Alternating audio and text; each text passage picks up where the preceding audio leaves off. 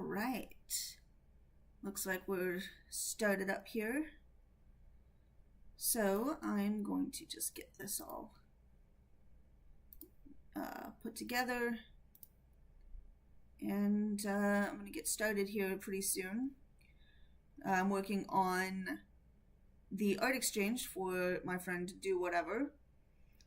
She's got a webcomic that she's publishing right now. Hello. So she's got a webcomic she's publishing right now, and I am drawing the 5 main characters in an art exchange as she draws some of the main characters in a webcomic that I'm putting together. Hers is publishing right now, mine is not yet published, but it's been real fun so far. As you can see, I've already got 4 of them with their line art and flat colors done, and this week I will be drawing Danny. Cool. I was just checking my messages real quick. All right. So, let me move my stuff around a little bit here on the desk.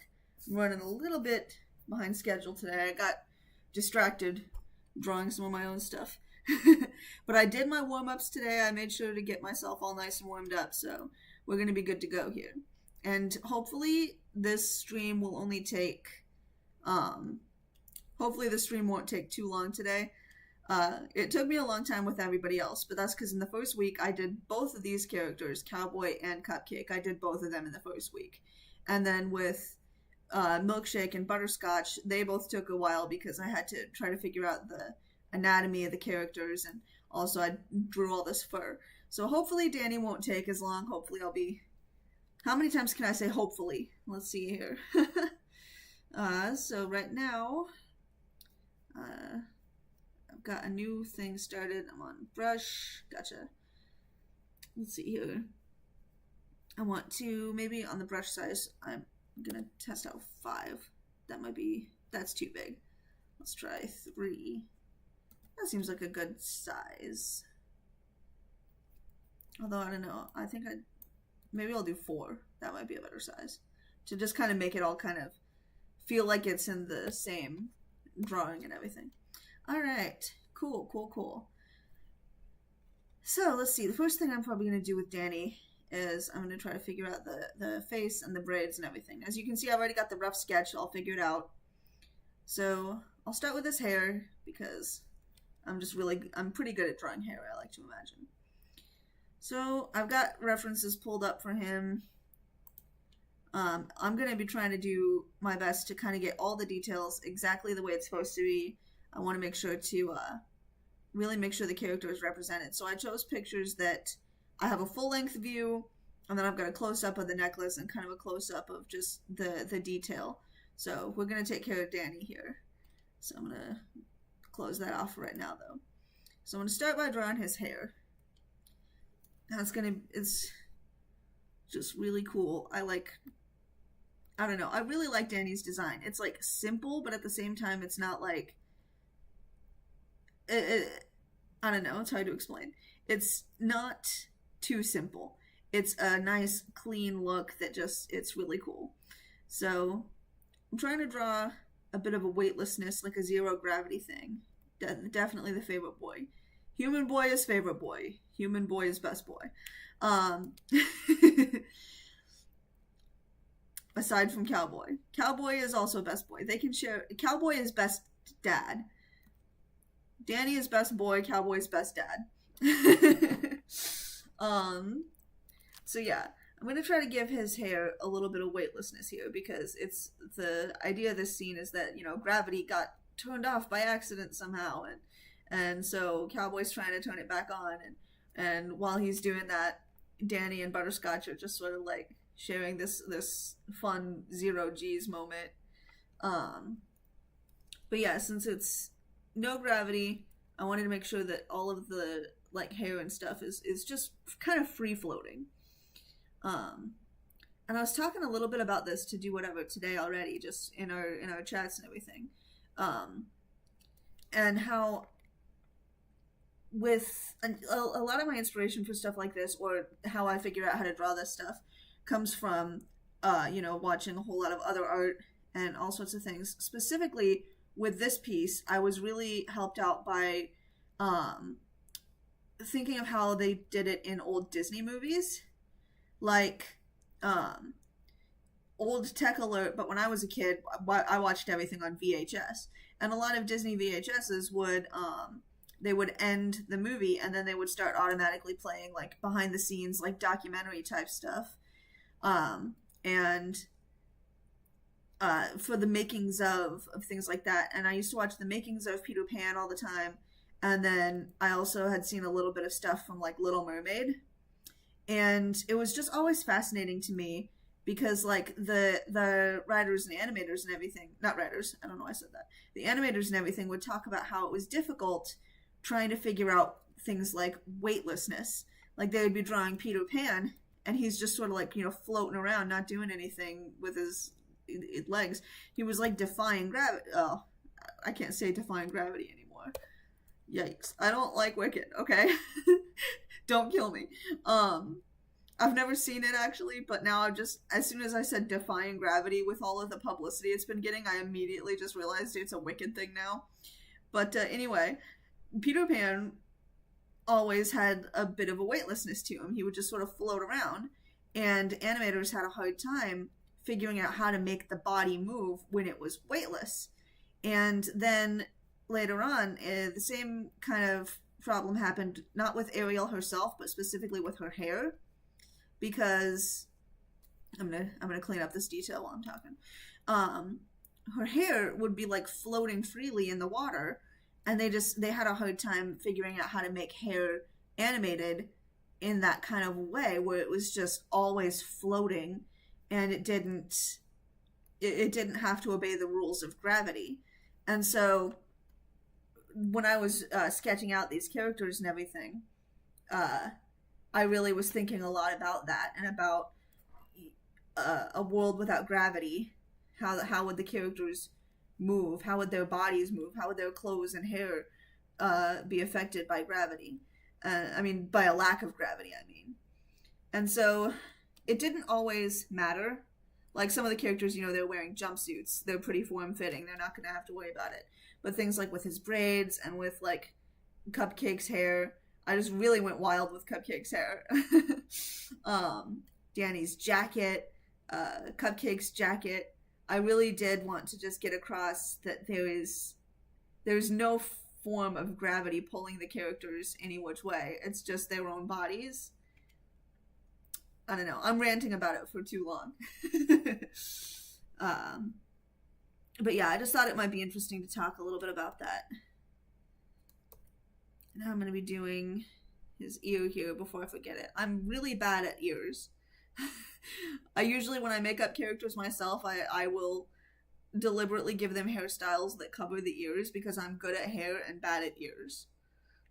I'm realizing that there were quite a few missed opportunities to play with the gravity in space, but there wouldn't have been a good time to put it in the story and still have it serve the narrative. I think the fun thing about Danny's design is that it shares colors with Captain and Cowboy to show a connection between all the space-traveling humans, but Danny also has his own colors. That's true. I love it. Danny is a really well-designed character. And then, yeah, sometimes space shenanigans are just so fun to, like, think about and draw and everything, but there's not always a story purpose for it, and so sometimes you just have to sacrifice the fun for the sake of the story, and that is perfectly alright, perfectly natural. So I'm not going to worry about the earring at first. Right now I'm just going to make sure that I have an ear that actually looks decently sized. I have the tendency to make them too big or too small. So I'm just going to leave that there as a placeholder right now. And I'll take care of the detailing and everything later because I need to continue the braids, and I can't really tell if the ear is good until I have the face all shaped out. So I'm going to continue on with this braid here. Braids are pretty easy to draw, I think. At least the way I do it, really low detail. You don't need to have a whole lot of super detail in braids and everything. I want to make sure it starts out thick enough because it's not a thin braid. It's like a thick braid that he has here. It's really nice. But so then the way that I do it is I usually do just sort of like follow these lines, sort of like hopscotched around here so that they're kind of just shaped like this at first. So I'm just kind of free-forming it here. This is just how I typically draw braids in my kind of style. And I've already got the basic proportions and set up here, so let's see how that looks. I think it looks okay. I'll maybe try to fix it up a little bit in detailing. Yeah. So now I am going to try to fix this up a little bit in detailing. So I'm going to make it a lighter opacity. And now I'm going to come through and just kind of make things a little bit different. A little bit thicker here, perhaps. And then let's go like this. Danny's earrings were actually suggested by the girl who was one of the two people who inspired Danny. She suggested I incorporate this specific type of jewelry. I'm not going to try to, like, it seems pretty easy to pronounce, but I can't pronounce even most English words correctly, so I'm not going to try to say words in another, I'm not going to try to say another culture's words without looking it up first and making sure I'm saying it correctly. And I decided to have the jewelry be his mother's. Yeah, it was such a powerful scene, like when you were doing the flashbacks in, I think it was season 1, how he was flashing back to sort of the not the origins of the jewelry, but sort of like the origins of his time and space, and it also just showed that the jewelry had belonged to his mother. It was really powerful. It was a really good scene. I'm not getting this line right. Maybe I need to move up a little bit. I love Danny so much. He's a really good character. He's written well. He is relatable. He's all around just a really great character. I love Danny. I might be a little more feral about about the captain and Astor specifically, because ever since I was a kid, I have loved villains. I just love playing them, writing them, loving them. Villains are really cool. But as far as important main characters go, that piece is too thick. As far as important main characters go, as much Cowboy is probably my favorite, but I really do just love Danny so much. I want good things to happen to this child. See, that's still just not right. Okay. Let me try to do this. Oh, let me try to do this line without the guide. I wanted the braid to be a little bit thicker, but I think I'm going too thick. See, it doesn't look like a braid anymore. That looks just like a ponytail. Okay. Maybe this line did go too thick itself. It needs to go down a little farther. Yeah, that might be what I need to do. Does that... Okay, that looks kind of good enough for now. So now I'm going to come through with a smaller brush, and I'm gonna have some gathering there where the ponytail is, where the band is gonna be. Let's kind of give some gathering just to make it pretty clear that this is like a braid specifically. Kind of separate the hair a little bit, but not too much, or else it's going to start looking bad. Yeah, I don't like those lines. It's all just a matter of testing things out, seeing what works. That's kind of how I do a lot of my art, is I just sort of wing it. Maybe it's not the most effective way, but it's what usually works for me. I should have practiced braids specifically. It's been a little while since I did a braid last. I don't typically draw braids. That's not just something that I usually do.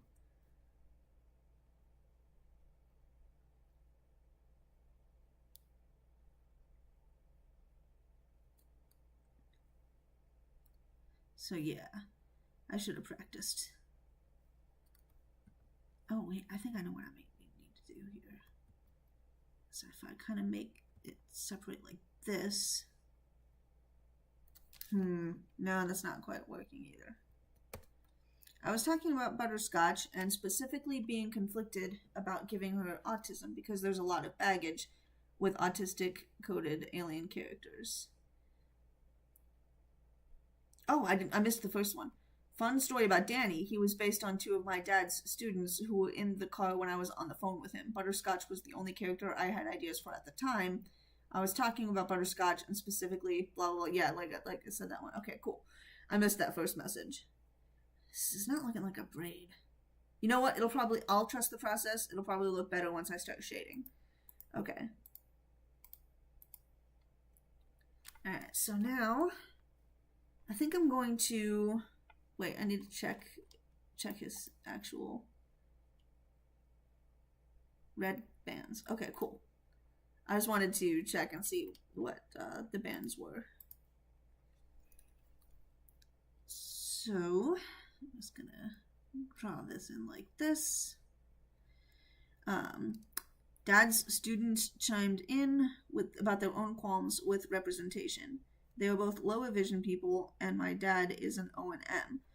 One kid was a girl from the people that you based Danny on, and the other was a boy with one working eye who could play guitar. Yeah, that's actually some pretty good inspiration for the character. And that's why I made Danny from that particular group with one eye who plays guitar. That's a really nice inspiration for Danny. Wait, why am I on that? I didn't need to select that tool. I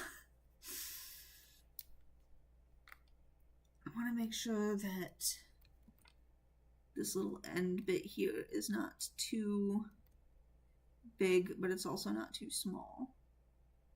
So I'll start with that. That's a pretty good size, I think.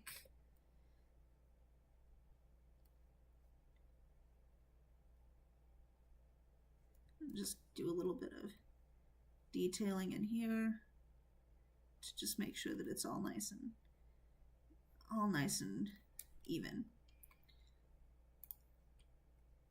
I think that looks pretty good. All right, so now I'm going to do the top of his hair, and I'm going to just check the reference again. I didn't really get any shots of the back of his head. I probably should have done that, but I think it looks pretty standard. So I'm going to do the top of his head now. Am I on a new layer? No, I'm not. New layer. Back to 4. And now, just to get this all nice and taken care of. But yeah, I am autistic, self-diagnosed for myself. But, you know, most of the people in the autistic community, they accept self-diagnoses because it is, not only is it really difficult to get a diagnosis, especially if you're like an adult woman and you didn't like go to school and get a diagnosis as a kid, but it's also not really helpful to get a diagnosis because disability in this country is terrible, the way that they handle it. And, so it's just like you have to do a lot of work, and it just causes more problems than it helps if you're like me, mostly high functioning. So I am self-diagnosed, but that's I still claim it. I really like the way you're drawing his hair so far. Thank you. I think I like it too. It's turning out pretty good. But yeah, so talking about, you know, autistic alien characters in media. I understand a lot of the qualms with it, and I have kind of qualms with it sometimes myself, depending on how it's handled and all of that sort of thing. I'm looking for a specific layer. There we go, found it. For my part, I feel like a lot of it has to do more with like dehumanization as opposed to literally like making them not human. Like, I get it, but like I think that it's actually pretty helpful in some cases to have autistic characters that well, not really, that it's hard to explain. what I'm trying to say is that I don't think that it's automatically a problem. It's only a problem if it's made into a problem. So, like, take example, Steven Universe. I love Peridot. She's like my favorite. And I love Pearl. She's another one of my favorites. And I don't know if I want a little piece of thing there. Yeah, probably not. And so I honestly didn't really even know a whole lot about autism. I didn't know about it. I had never really looked into it or anything. What happened was I was on YouTube and I was just scrolling and looking for something to watch, and my recommendeds showed me a video that was like autism coding in cartoon characters, and the thumbnail had a picture of Peridot in it, and I was like, oh, is Peridot autistic? I didn't know that because I don't know anything about it. And so I clicked on the video because it had Peridot on it, and like I was not going to watch a video about Peridot. And then when I was watching it, I don't think I need this. When I was watching it, everything started to click. Everything started to make sense. The person who was talking about autism and everything, she was basically just describing my entire existence. And so I was like, what the actual hell, you know? Like, what? I did not know any of this. And so then I looked it up and I started like doing some research to see just like what is autism other than just the little tiny bit that I had heard just randomly through life. And I started realizing little by little that everything was me. Everything that they said, everything that happens, all the experiences, just right down the line over and over again. I was like, well, I did that when I was a kid. Well, I did that when I was a kid. Well, I did that when I was a kid. Just over and over again. And that wouldn't have happened without Peridot. And then, you know, so that was handled really well. And like with Peridot and Pearl and all of that. And then, you know, there's other characters in media that aren't aliens and all of that. But then there's also characters like the OG autistic coded character, Data from Star Trek. People are like, yeah, he's actually a robot in space. So, like, technically not a human, but like at the same time, Data, my man Data, I love him, he's me. But then there are other cases, like with Ruby. Oh, Ruby is bad at it. Ruby is bad at a lot of things, but anyway. That's actually what Butterscotch's lack of teleportation is a metaphor for. A neurological disability that you can't tell from a glance, but affects her life in a big way, especially when she's... I only have 1 out of 2. Also, I'm pretty sure I've seen the video you're talking about. I love that stuff. Yeah, it was a good video, and it really opened my eyes and taught me things about myself that I'd never known before. I don't need that line, actually. What am I doing? I need to remember what I'm doing here. Okay, I'm drawing his face. That is what I am doing.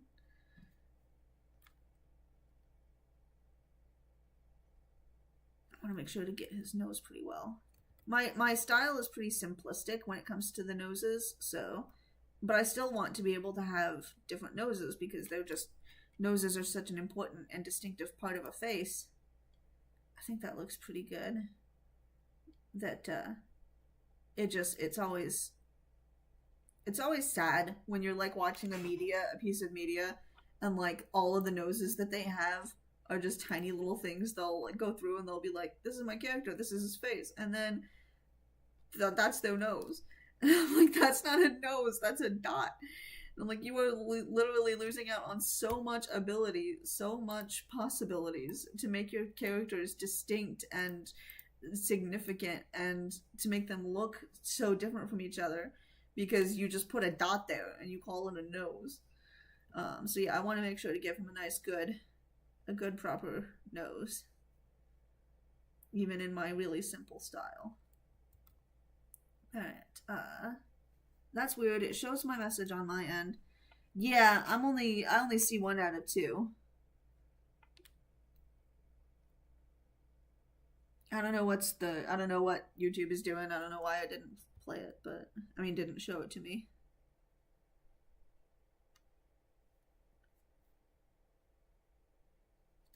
So I'm just going to be drawing up this eye here. I want to make sure that's a good shape. Yeah. Now to do some detailing.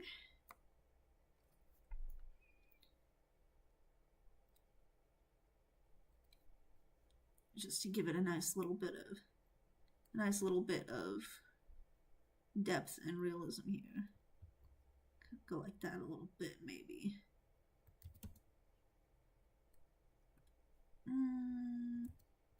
It's not quite what I want. There we go. That's doing what I want. All right. Now I'm going to close this up just because that's how I do it.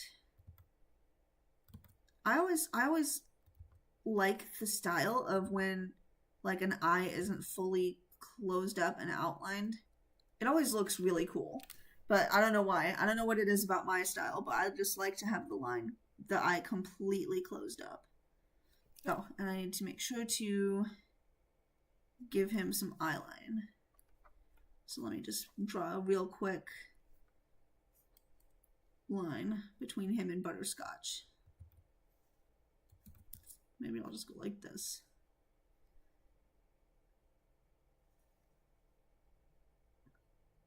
That way I can make sure that they are connecting and that he's looking directly at her. All right. Back to black.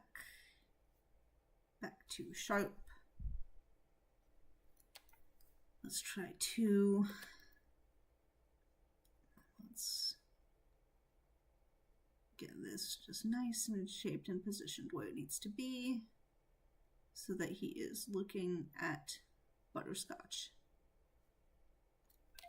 Whoa, I just dropped my phone went off and it made me drop my pen. Okay, let's see here. Does that look like he is looking at her? Honestly, kind of not. Let me just move this up just a tiny little bit.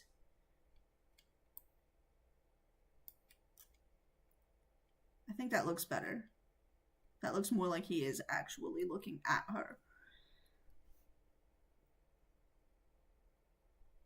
All right. So that's the eye. And now over here, we're going to do an eye patch. So I need to find his face. I can delete that line. Find his face lines. There we go. Make that a darker opacity. And I'm just going to give a little bit of thickness here. Like it's just kind of coming off of the face a little bit.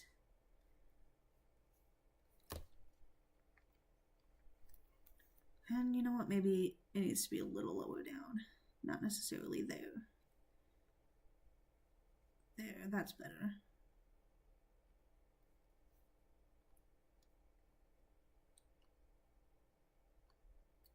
And so now I'm going to erase this part of the face. And then I'm going to just fill.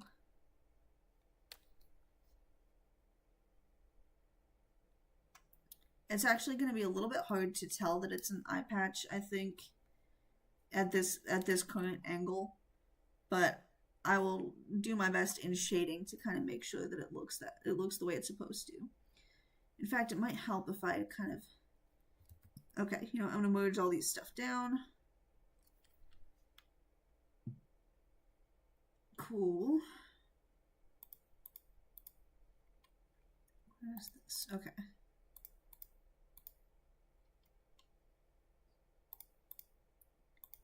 And now I'm going to put a little bit more detail in this hair and kind of make it go over the eye patch. So that will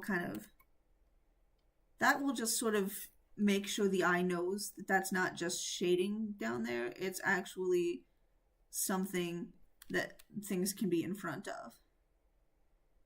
Cool. I think that looks cool. And then I'll take care of the rest of it in like detailing and shading next week. Or the week after that. I wish these chats had more room to talk so I can explain myself better. That makes sense. Unfortunately, I don't really see a avenue for doing that particularly myself. I kind of want these lines to be a little bit thicker. I saw you mention that you might do a live stream at some point today. I had a hot take that sounds super ignorant unless I explain myself. Yeah, that's fair. Best to leave those off of the chat room then.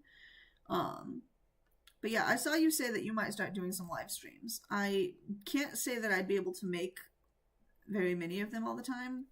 I'm so busy. I'm actually really far behind in my personal projects. I'm a week behind in drawing my webcomic, but let's see, I'm also 1, 2, 3. I am 3 weeks behind writing my book because I've just been really busy with my clients, and I've also been prioritizing my webcomic over my book. So of course the webcomic takes most of my time. So I've got so much stuff that I'm trying to do all the time, and I almost never do any of it. And I still haven't finished Craig of the Creek. I watched like half of the new episodes, and then I had to stop and do something, and I never got back around to doing it. Did the last part of my message get through after I retyped it? No. Part 2 has not been posted.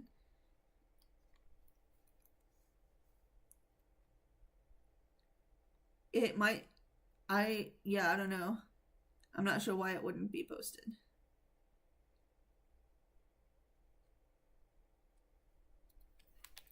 But yeah, I still haven't even finished watching Craig of the Creek. I watched the first half of the new episodes. I do not like the way that mouth is shaped. You know what? I think I'll save the mouth and do that later, after I've got the jacket and everything. That should be good. Alright, so now I'm going to do this second braid over here.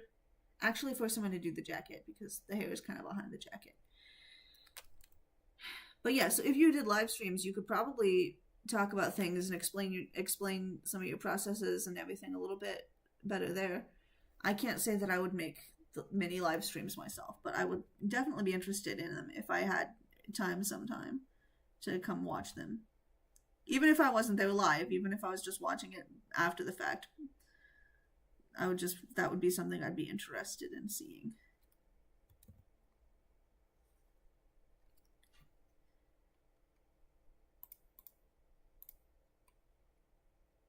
Yeah, so this. I'm going to erase this line before I potentially forget so that it doesn't come back to haunt me later.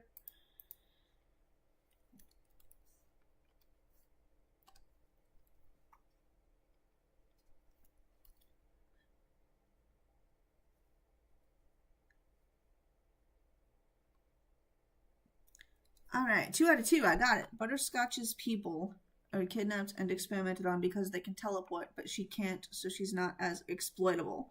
Frustrated yelling because YouTube's trying to silence me. Yeah. But yeah, that was always a really interesting bit of world building to me.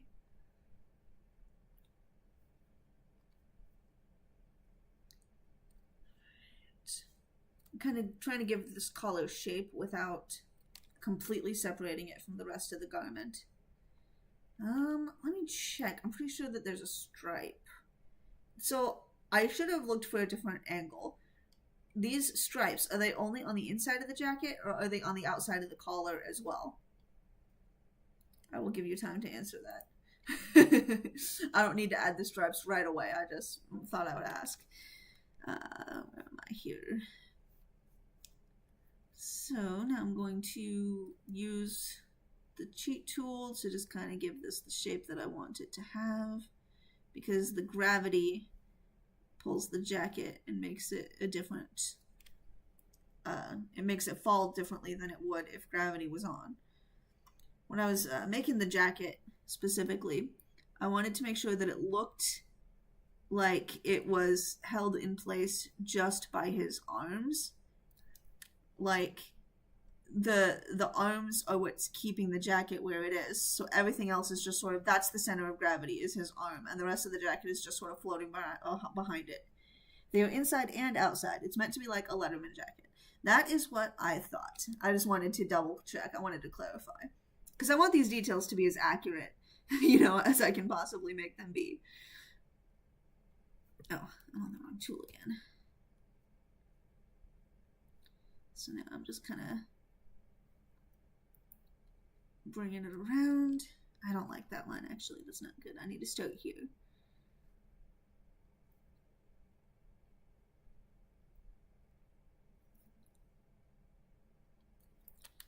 Alright, I think that looks pretty good.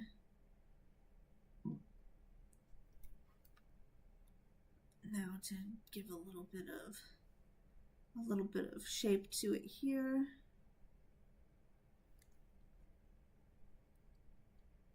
Like it's just kind of a little bit in front of him. In front of this part at least.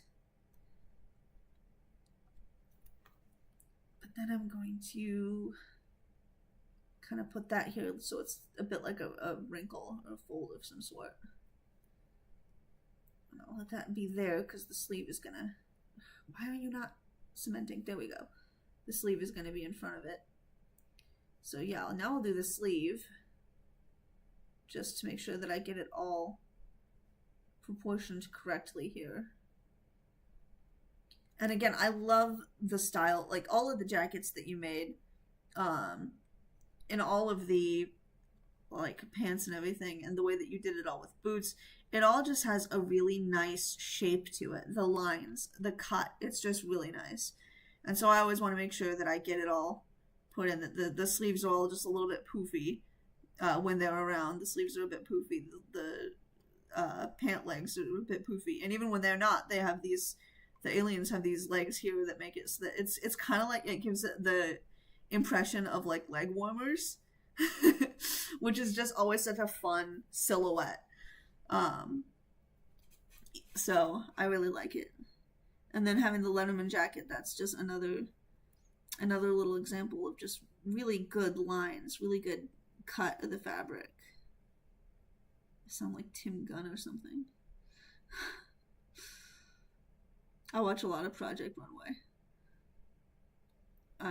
I love poofy clothing. It also makes them look more like spacesuits. Yeah, it does. Because, like, they're in space, and so the aesthetic of having it look a bit like spacesuits, especially with, you know, the Star Trooper jumpers, like, those really look like spacesuits, and it's such a smart choice to design them all to look a bit astronautish, even in a world where they wouldn't be literally dressing like one. I'm not sure how I'm feeling about these lines, to be honest. I don't think I'm doing this very well. Maybe I need to start at the shoulder instead of at the sleeve. That's a better idea for me.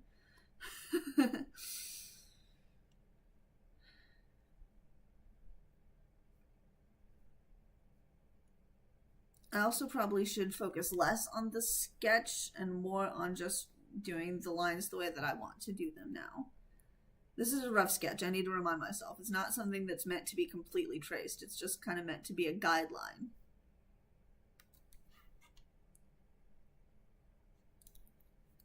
In fact, I'm still not happy. Okay. Let's try it like this.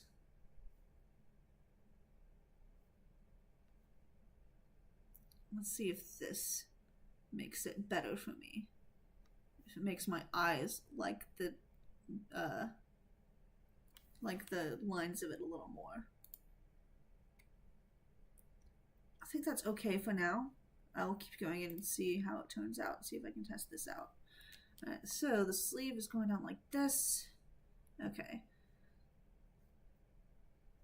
Let's see how this looks.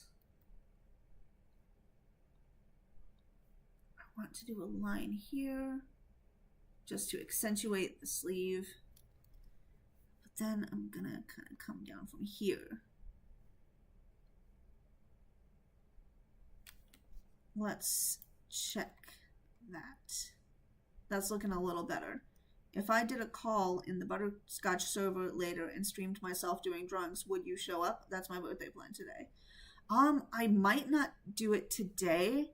Like I said, I have so much stuff that I've got to do today. After I'm done with this stream, both of my clients have me doing extra work this week. And one of them I should have started yesterday, and I didn't. I started trying to learn Japanese instead because I decided that I was going to add more to my plate. So I need to work on one of my clients' projects today after I'm done here. And then also it's my sister's day off so I wanted to kind of hang out a little bit with her too. That's all right. Thank you. I'm glad that it's all right. I feel bad because it is your birthday, so I would like to hang out, especially today. I was like already sitting here like, oh, I would love to, join one of your streams or live calls or something, but not your birthday. That's too much work. No. But maybe next time I might be able to swing it.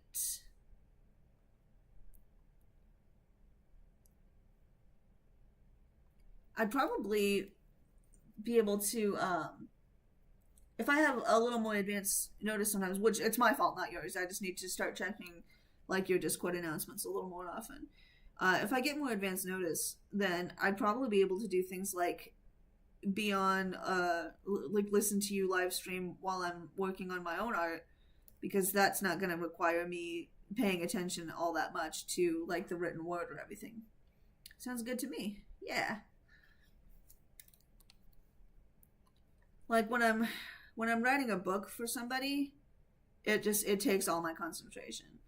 But if I'm drawing, I can talk and listen to other things and do that. So I'll probably start being able to join some chats and live streams and stuff when I'm doing my own art. Let's see here. I'm thinking that's looking pretty okay. Kind of made this line a little bit overlapped though. I need to just fix that. Perfectionism haunting me again. Alright. I'm gonna kind of reposition this hand though.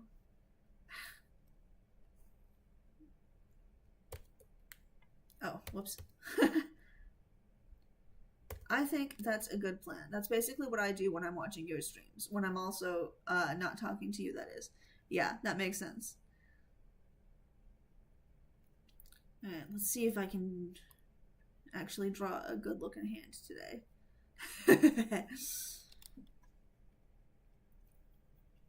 Let's see, with this position here, I think starting with the thumb would be the best bet for me.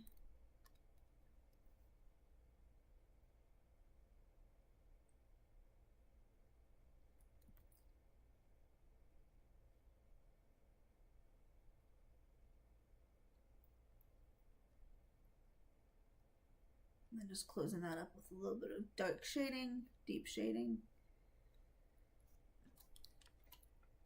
Now I gotta make sure that thumb isn't too small. The thumb looks a little bit too small. Okay. That's okay. That's an easy fix.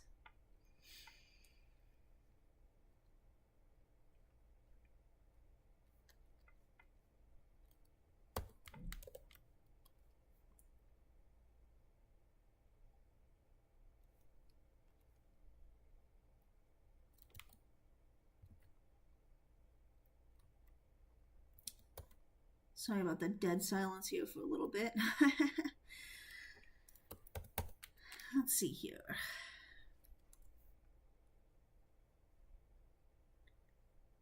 Oh yeah, kind of going back to the whole issue about representation kind of any kind being given to alien characters and that sort of thing. With autism, giving it to aliens or specifically robots is pretty common.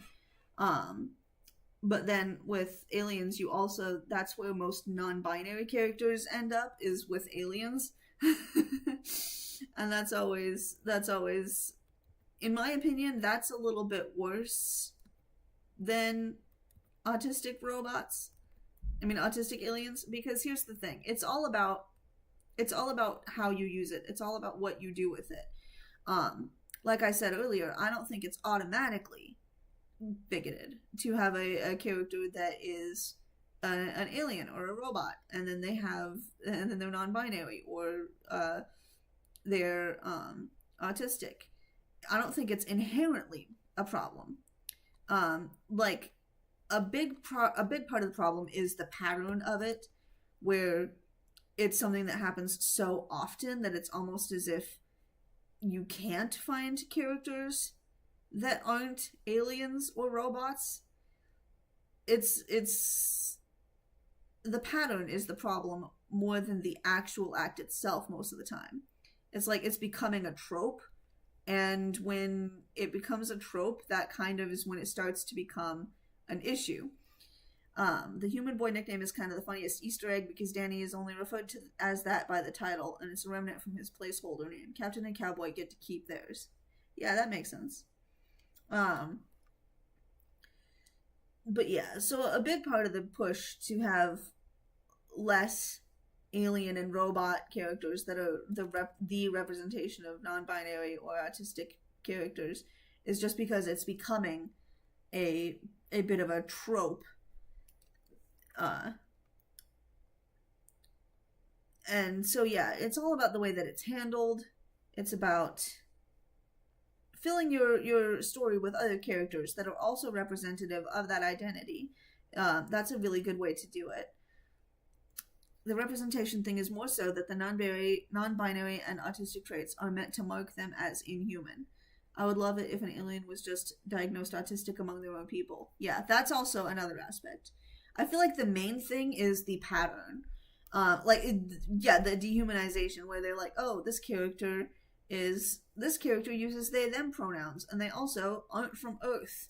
They're literally otherworldly. They're not humans. They're alien. They were literally aliens, but they're also they are the they them. This character is autistic. Yay, they're an autistic character. They're also not human. Not at all. They're from a completely different world. And so it's like, yeah, that's a big problem.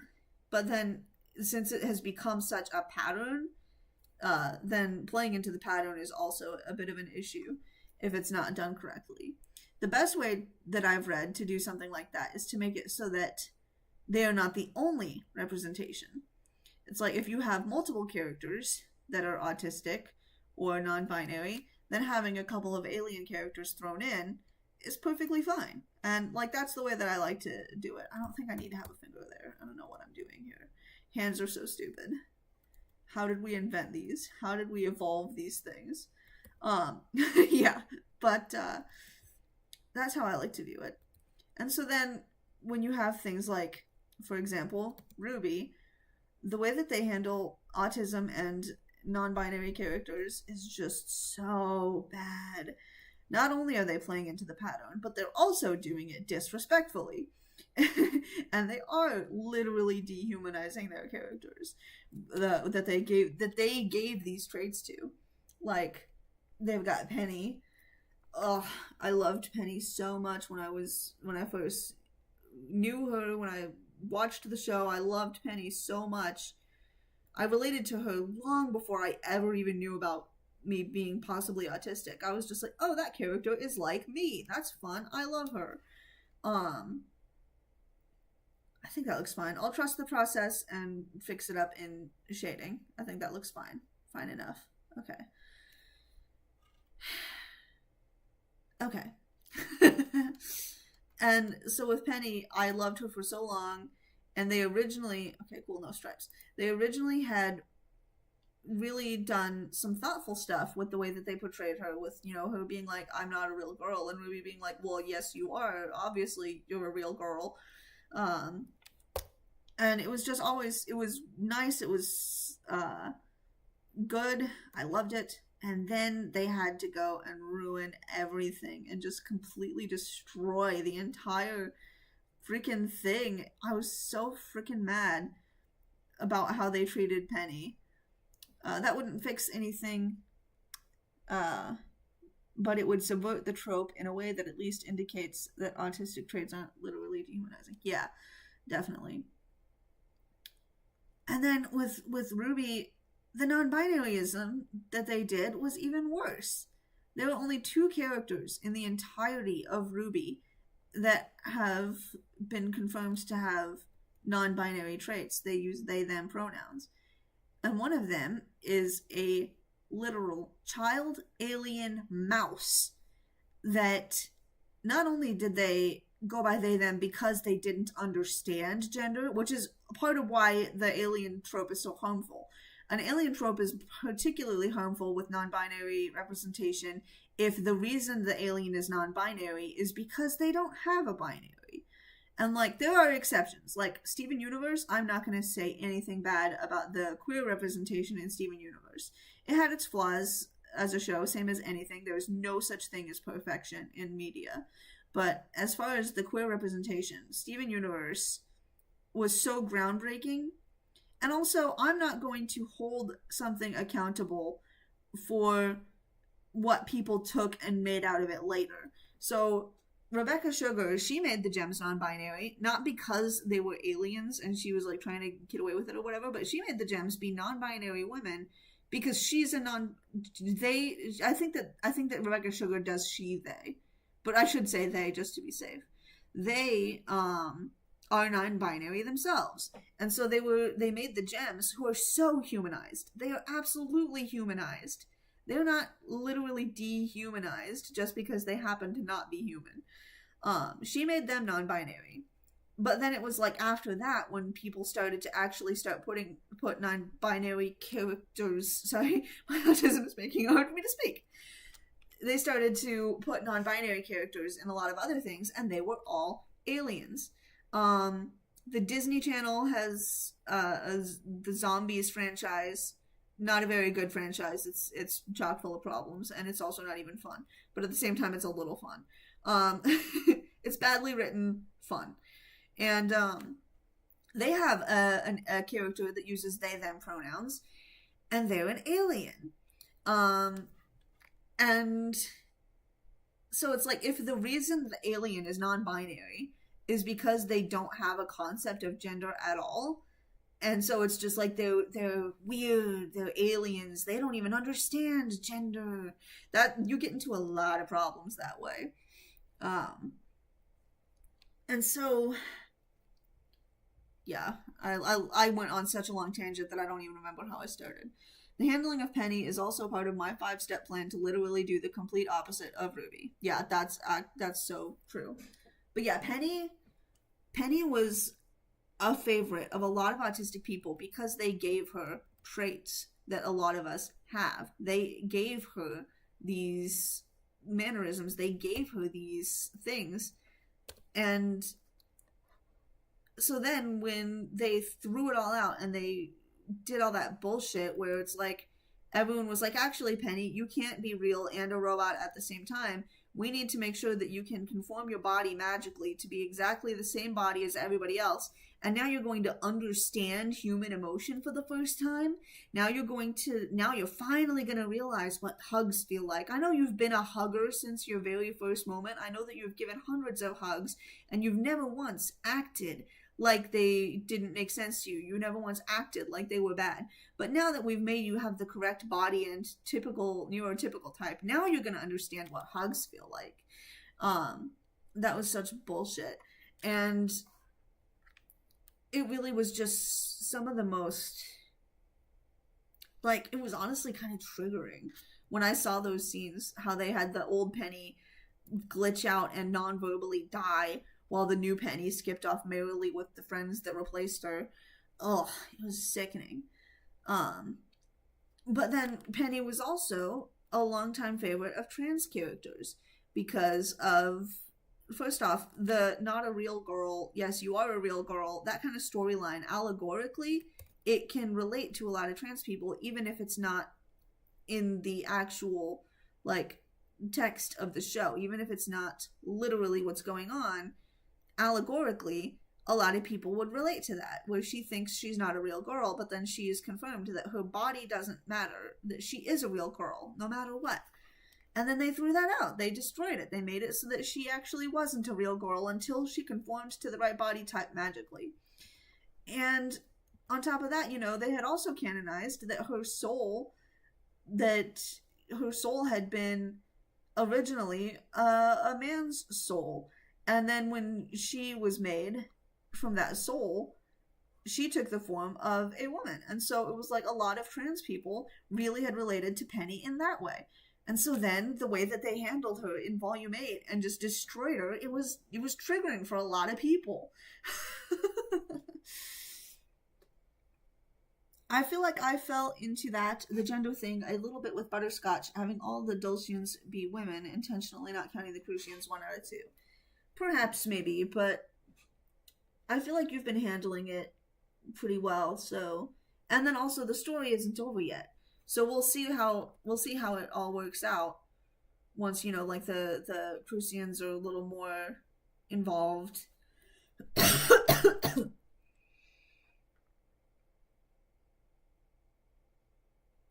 But yeah, having a non-binary character be non-binary because they're an alien and don't understand gender, or having all your non-binary characters be like children, literally. And I'm not saying this that because Butterscotch is a child she can't be non-binary. That's not what I'm saying. But it's like if all of your non-binary characters are aliens or children, and the reason they're non-binary is just because they don't understand gender, that is a problem. But if you have multiple characters and then you just have some of them also be non-binary, that solves it right up. Because instead of just having one token character that happens to be falling into a lot of harmful tropes, if you have a lot of characters, then they're not going to all fall into those harmful tropes. It's going to be diverse. It's going to be inclusive, which is what it's supposed to be anyway. But the reason for that was because of some subtext I put into the story about exploitation and misogyny. This is also why the humans we see in space are all male. Yeah, see, and like I said, the story isn't over yet. You're still writing it. You're still making it. And I think that art as commentary on social issues is important. And so when people start being like, your art has to perfectly reflect what society should be from the start, I'm like, how are we supposed to condemn the problems in society if we're not allowed to depict them? You know? My voice is starting to give out a little bit, and I'm only like halfway done. I need to stop being so perfectionist about all these tiny little details. I don't need to make this perfect. But yeah, so then Ruby really just did something so terrible with Volume 8 and with Penny. And then they went into Volume 9 and they somehow made it all worse. Because Volume 9, they have two characters who are officially non-binary. Two characters that officially use they-them pronouns.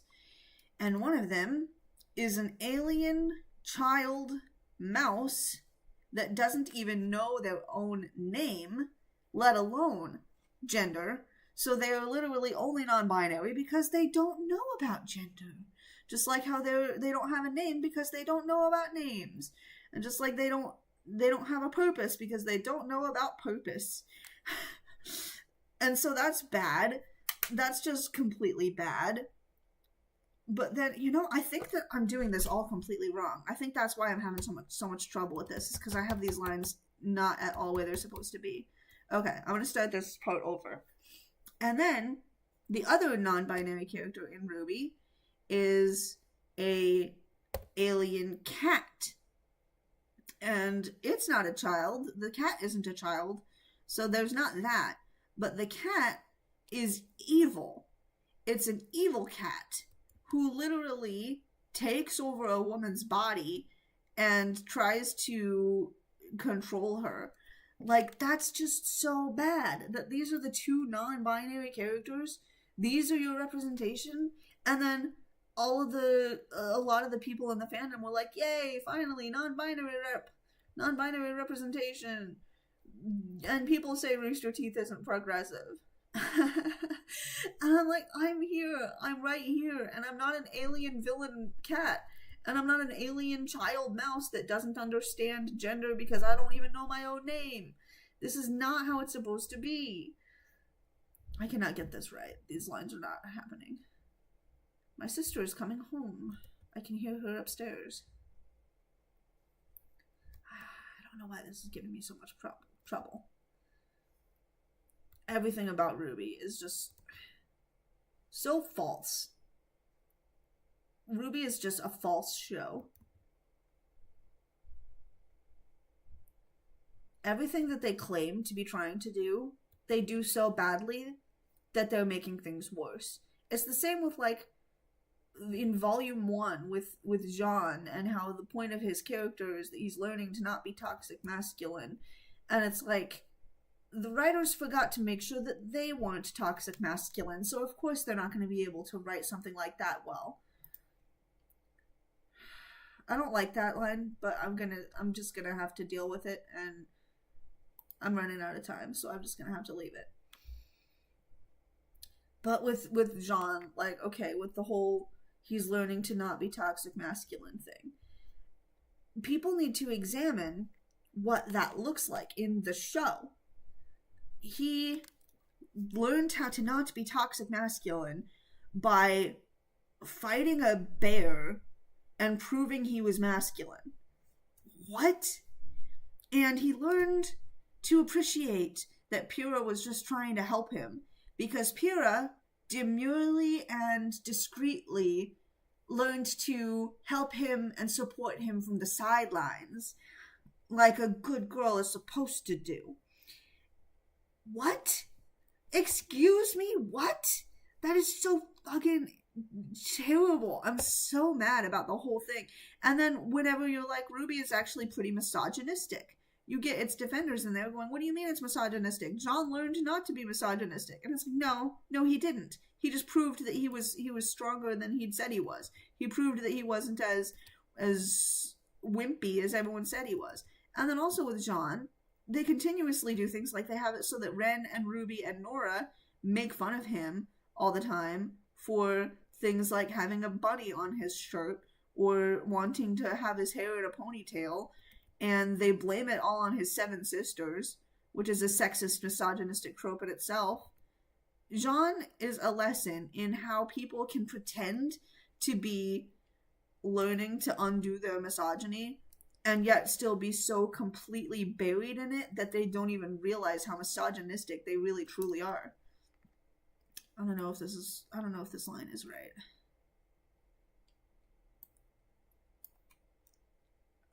I'll leave it there and I'll see how it goes. Let's see the comments. I guess the gender in Butterscotch is definitely different from that. Technically, a society of only women would count as non-binary, but they use she, her, and feminine words. They're very much women, 1 out of 2. Yeah, and see, like, that's how it is with Rebecca Sugar and the Crystal Gems. Just because everyone afterwards decided that all of their non-binary characters had to be aliens doesn't mean that Rebecca Sugar did anything wrong when she was the first one who had non-binary characters in the freaking TV show in the first place.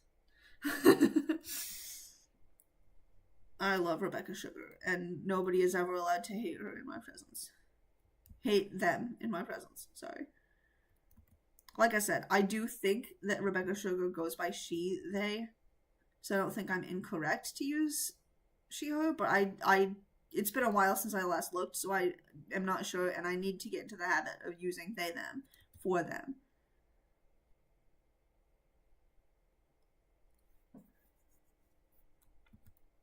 I'm non-binary in the I go by she, her, and he, him way. I said him way, and then it just made me think of Nimue, because my younger sisters are pretty big fans of BBC's Merlin, and so one of my sisters has been watching that lately, so now I'm just thinking about Nimue.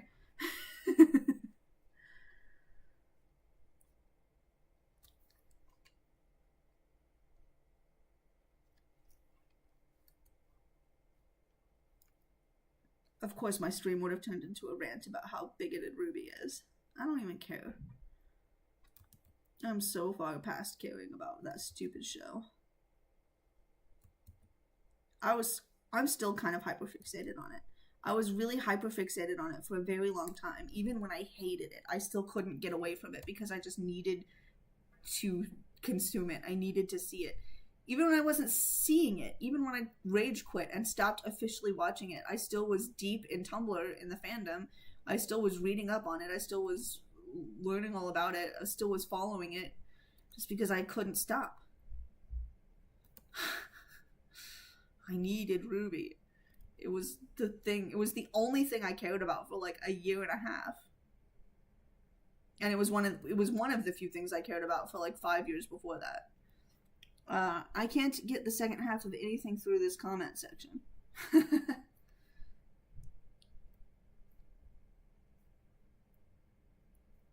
Yeah, I don't really know what's happening there. It's kind of weird. I don't feel like I'm doing these lines where it needs to be.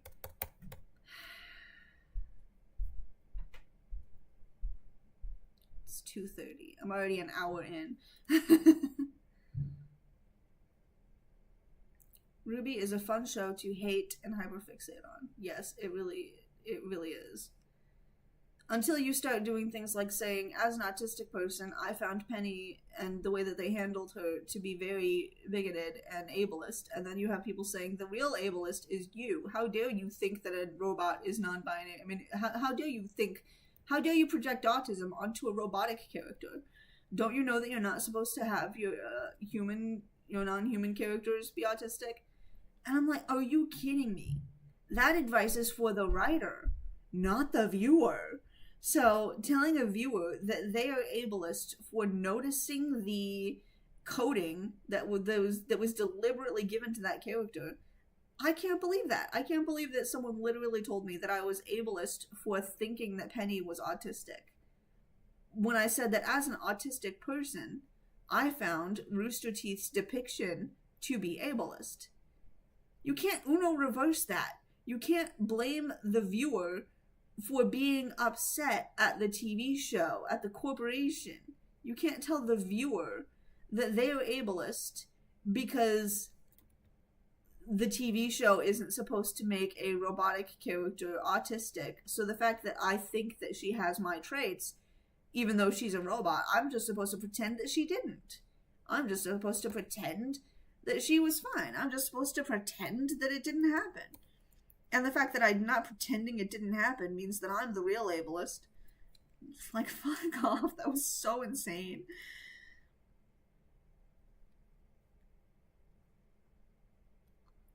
I am not getting the stupid t-shirt right. You know what? Actually, no, I think that looks okay. It looks okay. I will let that be. Alright. Oh, you know what? I should add the lines to Danny's speaker while I'm thinking about it. So that's like a crescent. Okay.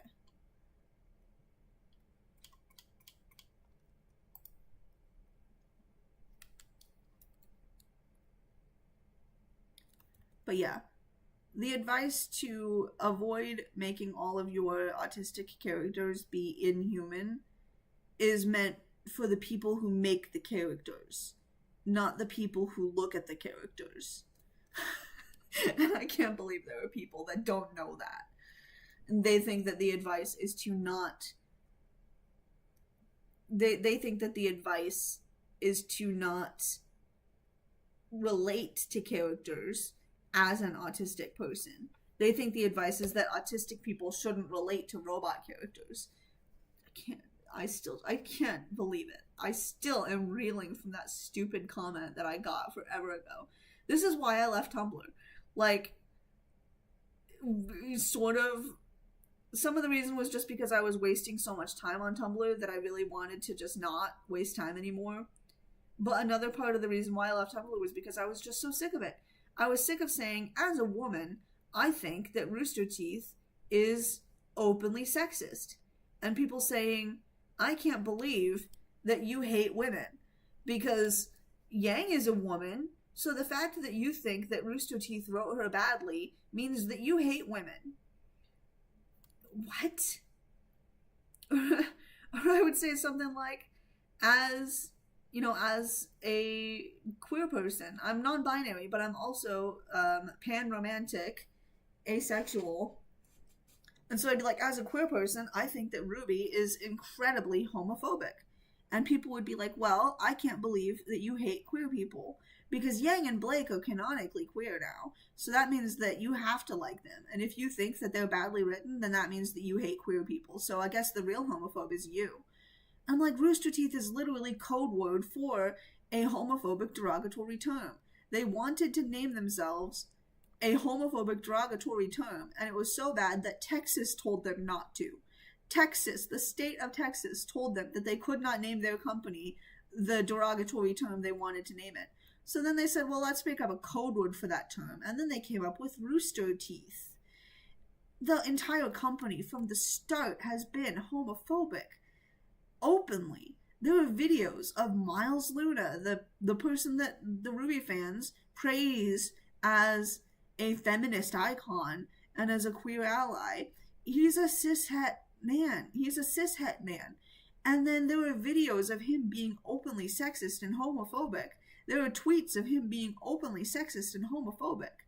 But then if I say, as a queer woman, I think that he wrote badly, I think that he misrepresented me and my community, people will be like, I can't believe that you hate queer women. Like, oh my god. Anyway, the second half of my message is just that human Stilsians and Crucians are kind of a literal representation of alienation between the genders caused by the oppression of a greater force. Yeah. It's funny how bigoted shows with surface level leftist representation have fans with the most bizarre defenses. It's so true. Rooster Teeth is an openly bigoted queerphobic company. The content they produce is openly bigoted and queerphobic content. RWBY itself is chock full of... I don't know if I should say that, actually. Sometimes I know old phrases, and then I'm like, I actually don't even know the meaning of that phrase, so I shouldn't say it. I don't know. Until I look it up and make sure that it's not bad. So RWBY is full to bursting. RWBY is full to bursting with misogyny and homophobia and bigotry, and it's racism. Oh my god, RWBY is one of the most racist shows of the 2010s that I've seen. Granted, I haven't seen every single show that existed in 2010 onward. 2013 onward. They started in 2013. RWBY and Steven Universe began to air within a couple of months of each other. And then you have people here ignoring the blatant homophobia and racism and ableism in RWBY, and they're heralding it as some sort of huge masterpiece of representation. And then I got a comment once. Somebody was like, you're a stupid Steven Universe lover. And I was like, what is this hate mail? This is the weirdest hate mail I've ever gotten. You're a Steven Universe lover? This is supposed to be hate? You don't even know how to write hate mail. That's how bad, that's how stupid you are. Cool, I got that. Oh, there should be 4. Okay. Let's just double checking. So I'll probably put that line a little bit higher. Yeah. The RWBY fans are something else, man. They will sit there and they'll... Oh, I'm on the wrong layer. Whoops. RWBY fans will sit there and be like, you don't understand. Marceline and Bubblegum wasn't anything progressive or groundbreaking. They didn't do anything. I don't know why people like Marceline and Bubblegum so much when RWBY has far better representation. RWBY's so good. RWBY's such a good show. It's got so much representation. As if they didn't... Oh, God. I could rant about RWBY for years.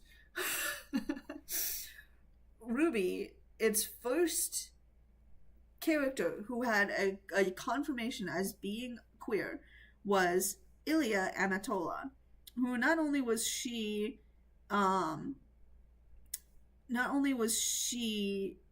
named something that was not even correct. They were like, gave her a name that they said was a Native American name, and it's not even, I mean, it's a name, but it's not what they meant it was. Hello, Sunday, good afternoon. Good afternoon to you too. Ilya Amatola is such a tragic character. I love her. I love the character of Ilya Amatola, but also at the same time, they did her so dirty. They really just were awful in the way they depicted that character, with the white supremacy of Blake, and with how Ilya Amatola had to learn to submit to Blake and Blake's white ass both sides, all lives matter, stupid bullshit. And then Ilya is like the only character in the entirety of RWBY that's based off of Native American cultures. But then the name that they gave her, according to what they thought it meant, which they were incorrect in what it meant, but according to what they thought it meant, they gave her the name that they thought meant rainbow butterfly as their first queer character who had a line of dialogue confirming she was queer, they named her Rainbow Butterfly. Oh my god. They were so bad with their names. Their names were always racist. Like, they can be on par with J.K. Rowling as far as the naming conventions are racist thing. RWBY does it too. They do it just the exact same. Ilia Amatola also is a villain for the first part of her story. They had a book that they released in 2019. It was like the official art book, the official companion guide of RWBY. And in it, they canonized, not canonized, but they confirmed is what I mean. They confirmed that she was the first of the RWBY characters, the RWBY cast, to be confirmed as queer. She was the first queer character in RWBY. She didn't exist until 2018, I think. She didn't, 2017. But she didn't confirm her queer identity until like 20 minutes after she was removed from the show. 20 minutes before she was removed from the show. She confirmed that she was queer because she was in love with Blake, and if she couldn't have her, then nobody could. My god. The art book, by the way, called Blake straight in 2019. They said that Ilia's fault of villainy was because of a lot of struggles because she had a crush on her straight friend Blake and didn't know how to handle it. This part of the jacket is looking horrendous. I'm not doing a good job on this part of the jacket. RWBY was a big factor in me trying to figure out if I want to give the POC on Earth candy-colored hair because RWBY stopped doing that for its POC characters and it felt somehow more racist. I'll give them credence for Ilia's name because looking up accurate Native American names is next to impossible on the internet, but they're an actual company, so they should have been able to find a consultant. Also, if you can't be accurate, then don't do anything. Like, don't try. If you're not going to take the time to learn to do things right, if you're not going to take the time to be accurate in the way that you depict your characters, choose a different thing to depict. If you're gonna be bad, like, it's better to do nothing you shouldn't do nothing. You should not do nothing. I'm not advocating for no representation or anything. But if you're going to be bad, it would be better to do nothing. You know? And RWBY is just so irresponsible in that way. So Ilia was confirmed to be the first queer character in RWBY. She didn't get her confirmation until the end of Volume 5. She was used to preach white supremacy and all lives matter bullshit. That's what they used the character as their mouthpiece to do. Her name was supposed to be Butterfly Rainbow, but they couldn't even do that right. Okay, the naming convention in the comments. The naming convention is terrible, but trying to find the name accurate to the language is really hard. I know this because I tried and it didn't work out. I'm very nervous about it. Yeah, so that's what I'm saying is you looked to try to find names and you couldn't find one, and you don't have the resources to find one that's accurate. So then you named him Danny, and that makes sense, and that's fine, and there's nothing wrong with that. But then their second queer character they had made was Pilot Boy, and he actually is not canonically queer because they had written a dialogue for him where he admitted that he had a boyfriend in Atlas, but then they had a lot of the members of their staff come to them with concerns that having a nameless, faceless character that existed for 10 minutes and then died being your first. At the time, it would have been first because Ilia had not even been confirmed yet. Having him be the first queer character in RWBY when he's a nameless, faceless person who dies 10 minutes in, that would have been terrible. And so the staff pointed it out, and the staff got them to try to change the line to be a little more sensitive. And the lesson that Miles Luna posted on Reddit that he learned from it was that he should have done whatever he wanted and that he shouldn't have changed the line because Pilot Boy ended up being popular. So since that happened, he was like, oh, I shouldn't have decided to avoid barrier gaze. I shouldn't have learned any lessons from this. The only lesson I learned is that I should do whatever I want and I should not care about representation. Fuck off, Miles Luna. God. And then after that, you have Jean's sister and her wife. And they're fine. They're not bad. They're not bad representation, except for the fact that their names are, that one of them is literally just like named Saffron because Sapphic. That's another one of the naming conventions that Ruby has. They're like, oh, we'll name this character Saffron because she's Sapphic. And then the other character, who is not white, they named her after the color brown because that's what they do. They always name their color naming rule. It was a fun enough concept back in the beginning, but then when they started doing it so that the white characters get fun names that mean blue or yellow or red or pink or green or that sort of thing, most of the characters of color have names that mean earth and dirt and brown and black. Let's not forget the character literally named Flint Cole, and he's like one of the first. He's not the first, but he's like one of the first characters of color in the stupid show, and he's a racist stereotype. He's just a walking racist stereotype. Fuck. And then, of course, let's see, he appeared in volume 3. Okay, so he appeared in the volume that aired the same year that Miles Luna got into trouble for saying the N-word on Twitter.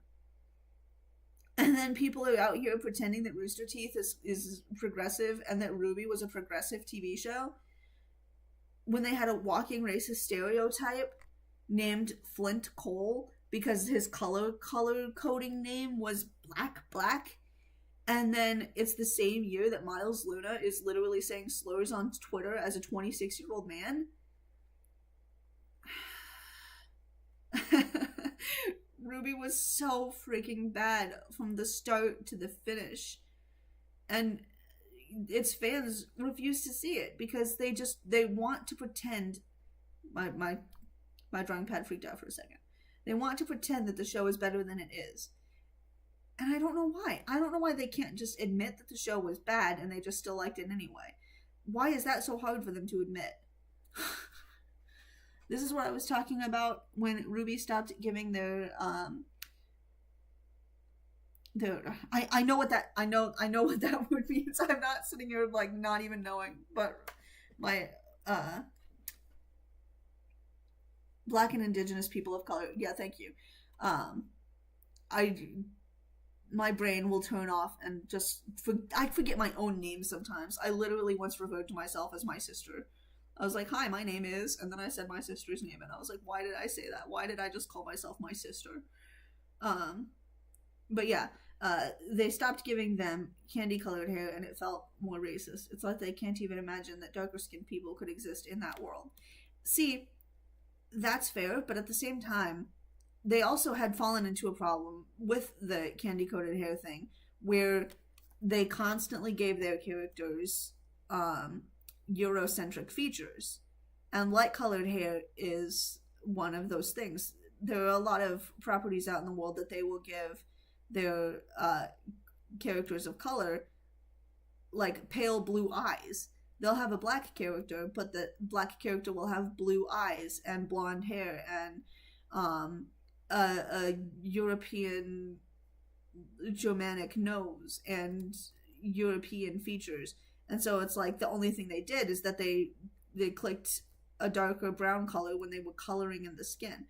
So I think that while it is true that they could stand to have some more color characters of color that have candy colored hair, it was kind of a good thing that they did include darker skinned characters that had darker hair as well. And I think with Emerald being the one who's there the most with Emerald, and don't get me started, there's so much racism in the way that they depicted Emerald, but with her having candy colored hair and her being the one that you see on screen the most, I feel like the issue of the hair kind of balanced itself out as far as color goes. But then also they do things like most of their characters of color still have straight hair. They have hair that's untextured. They don't have curly hair. They don't have anything like that. Emerald has light-colored, straight hair. He is looking way too skinny. That is not right. I need to fix this. I think the shape of the back is good. I just need to make him a little bit more realistic in proportion.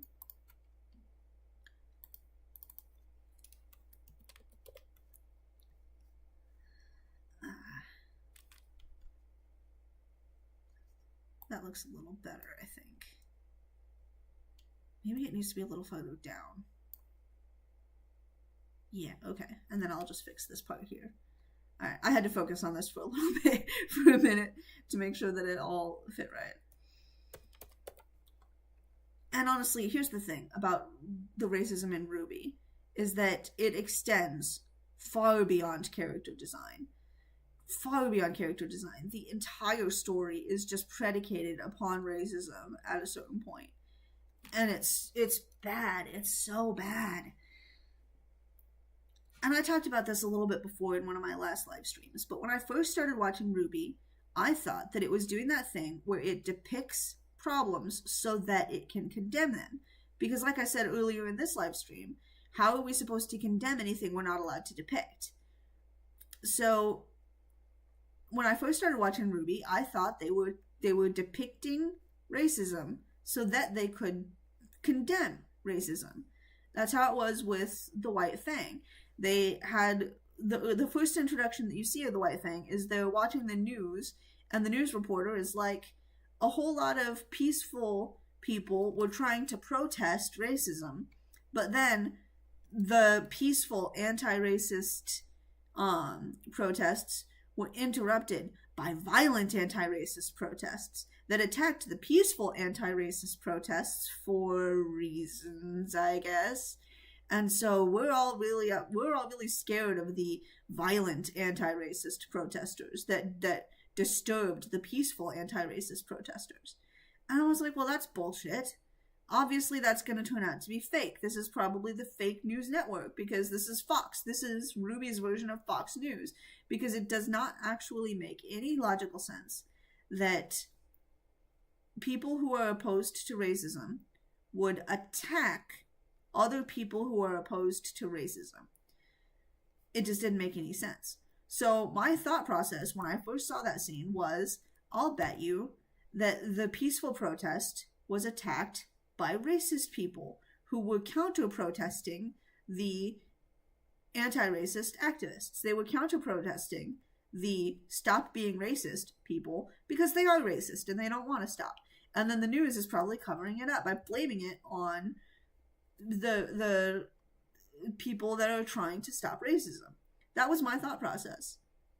And it just turned out to not be true. It turned out to be exactly what it said on the tin. It turned out that the everything that they said in the little fictional news world in the show was just what happened. It was just true, guys. It's just what reality was.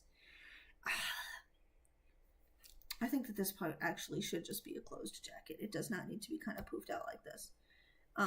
So yeah, over and over again, with the first few seasons of RWBY, I kept on giving them the benefit of the doubt because I thought they were depicting so that they could condemn. And then it turned out they were just depicting. That's just their political opinion. That's what they think. And it's fucking racist. And the same with all of the homophobia, the same with the sexism. Over and over again, when I was first watching the show, I would give them the benefit of the doubt, thinking that they were depicting problems so that they could condemn problems. And then eventually I had to realize that they were just depicting what they believed. And they believe bigotry. They believe the bad things. This is what I was, RWBY couldn't even come up with a reason, like it was a misunderstanding or a setup or something that would explain why people with the same damn goal would go after each other. Yeah, see, they couldn't even give a reason for it. They didn't even try. They were just like, these are the good protesters, and we're not even going to show them, by the way. We're not going to actually include any of what we call good protesting. We're just going to say that it happened once. So these are the good protesters, and these are the evil protesters. And the evil protesters are going to blow up a school and destroy a city. That's what the evil protesters are going to do. And the evil protesters are going to include people who are the personal villains of some of the main characters, so that we get personally invested in making sure that they get destroyed and making sure that they get their comeuppance and that they get what's due. Is we're going to make sure that the personal villains are all anti-racist activists. Why? Why do people call this progressive? It is so not progressive.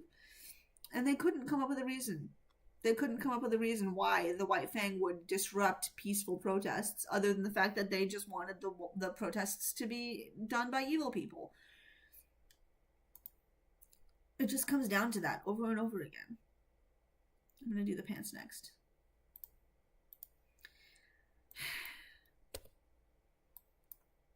So yeah. Ruby just over and over again proved beyond a shadow of a doubt that that the writers are bigots, and that the company that produces it is bigoted. And then everyone acted so shocked when the whistleblowers came forward. As if it was all news, as if it had been out of nowhere, out of left field. They were all just so stunned that this could possibly have been happening. They were like, I can't believe it. Oh, my heart's broken. And I'm not trying to be like,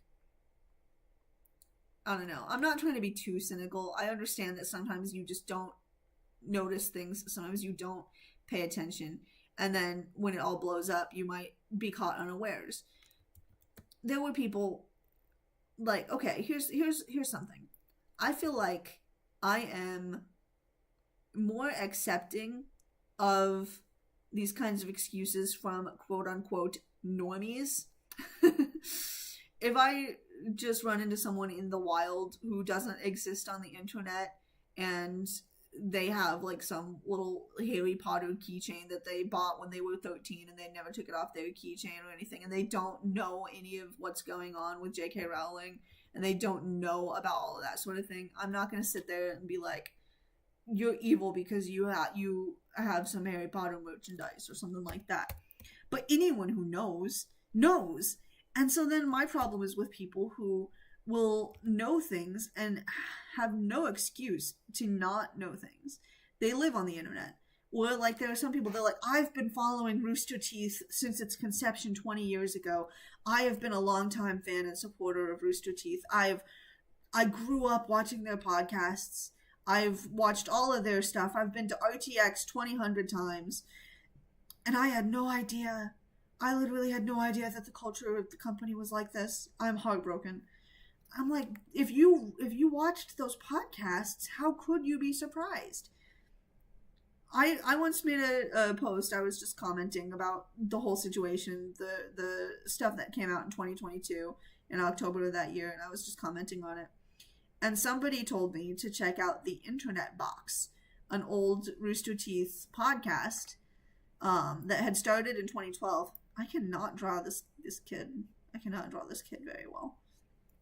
The podcast had started in 2012, and Barbara Dunkelman was one of the main hosts, and then they had a few other main hosts, and then a lot of the other people who were involved in Ruby, like Lindsay Jones and what's his name? The guy who voiced son, Michael something. Michael Jones. What am I talking about? They're married. They have the same last name. Lindsay Jones and Michael Jones were recurring guest stars on this show, on this podcast, and a lot of Rooster Teeth employees and Ruby employees were on this podcast, and they told me to check it out because of how racist and bigoted it was. They just sent me to the Wikipedia. I didn't even listen to a single episode. I just visited the wiki page for it, the fandom wiki. It was horrifying. I could not believe my eyes. I had never seen anything more racist, more homophobic, more sexist than the few wiki pages that I read on that page. And none of it was condemning it. It was a fan-made wiki, made by people who thought it was funny, made by people who loved it. They were recapping the episodes that they thought were the funniest. They were just telling us all about the great show that they liked. And it was so sexist. It was so homophobic. I can't even. I was shocked by how racist and how sexist and how homophobic it truly, genuinely was. And then there were people who were like, yeah, no, I've been listening to Rooster Teeth podcasts for years. I love Rooster Teeth. I am a huge fan of everything to do with Rooster Teeth. And I'm just so shocked that they're actually racist. And I'm like, if you were listening to that podcast, you would not be shocked. You should not be shocked that it's racist, because it is the most racist shit I've ever seen in my life.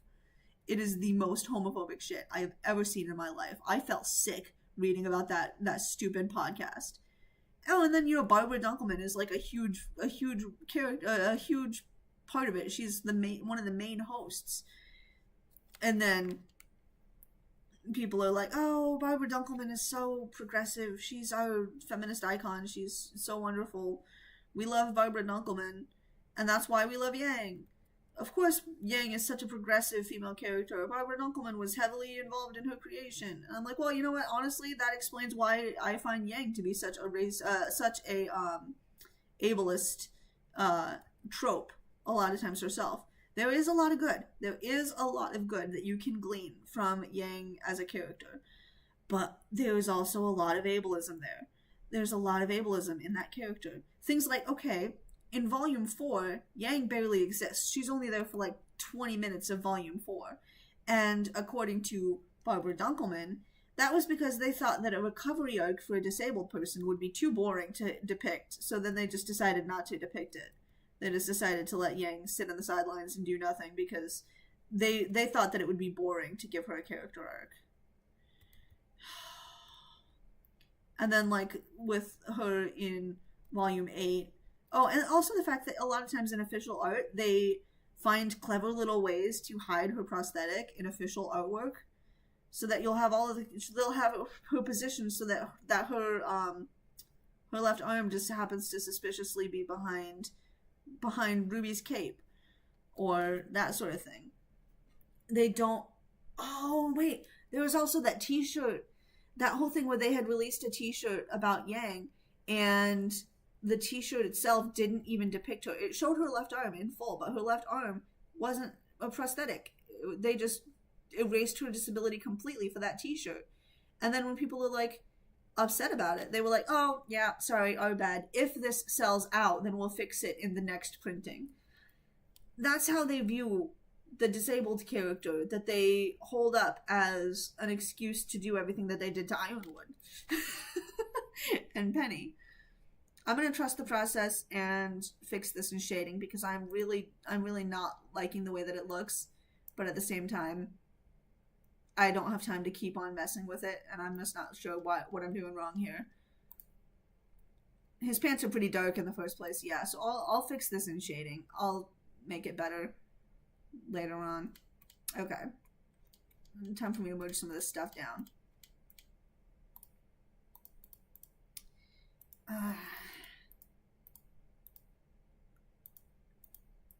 I rant about Ruby way too much, and I know that.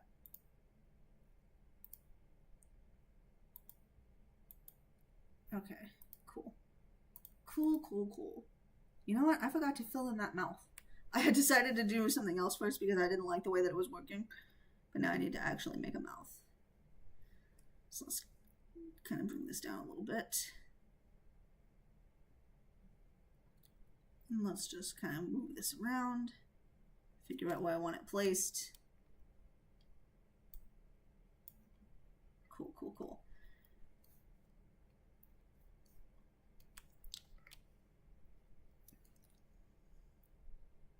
Oh, there we go.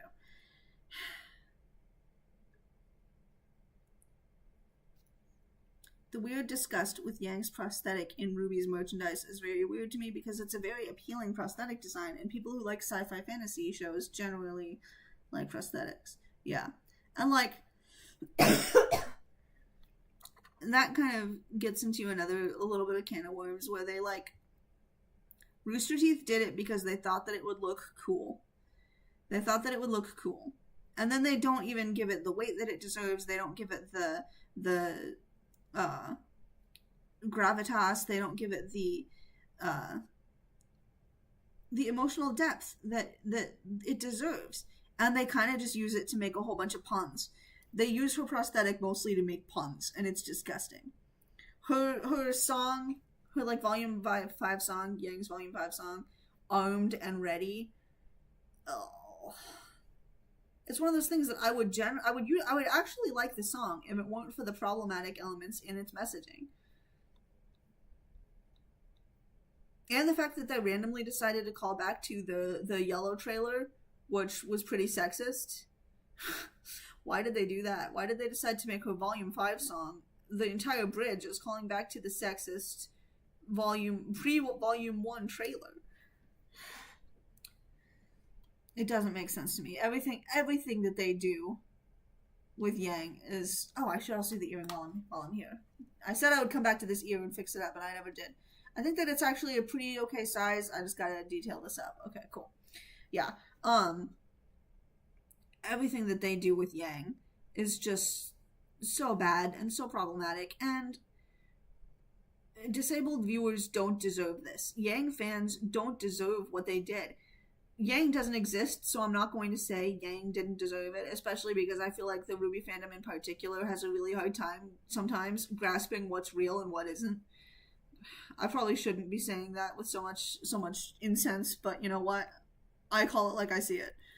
The amount of times that I've had people accuse me of hurting bisexual people because they think that I'm hurting Blake's feelings by saying Rooster Teeth should treat her better. So, the earring needs to be bigger than that. What was I saying? I completely lost track of what I was saying.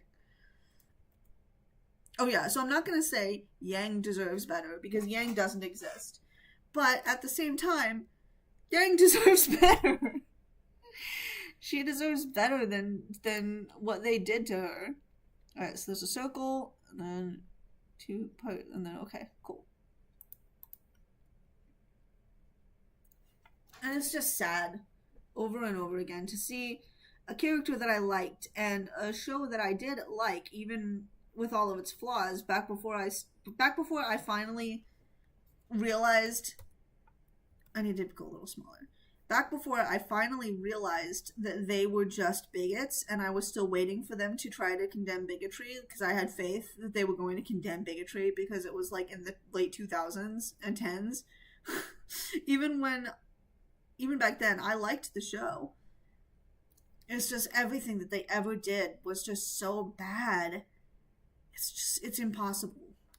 Disabled viewers deserve better through Yang. Yes, that's a good way of putting it. Disabled viewers deserved better through Yang.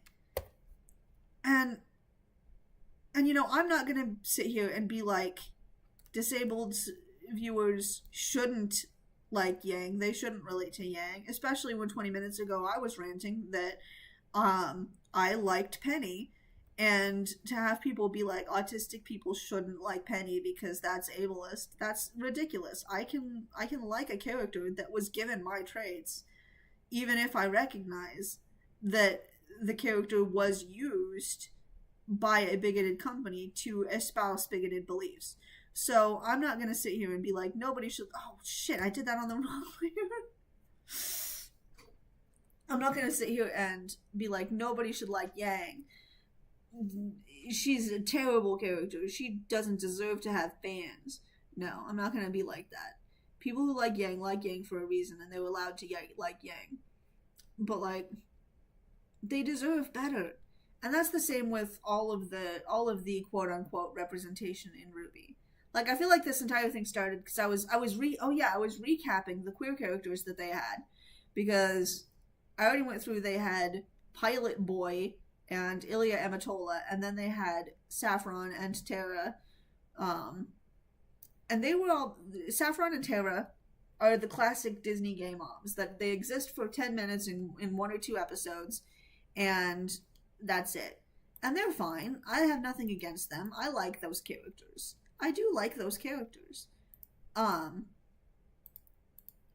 is this? Oh yeah, that's the fake mouth.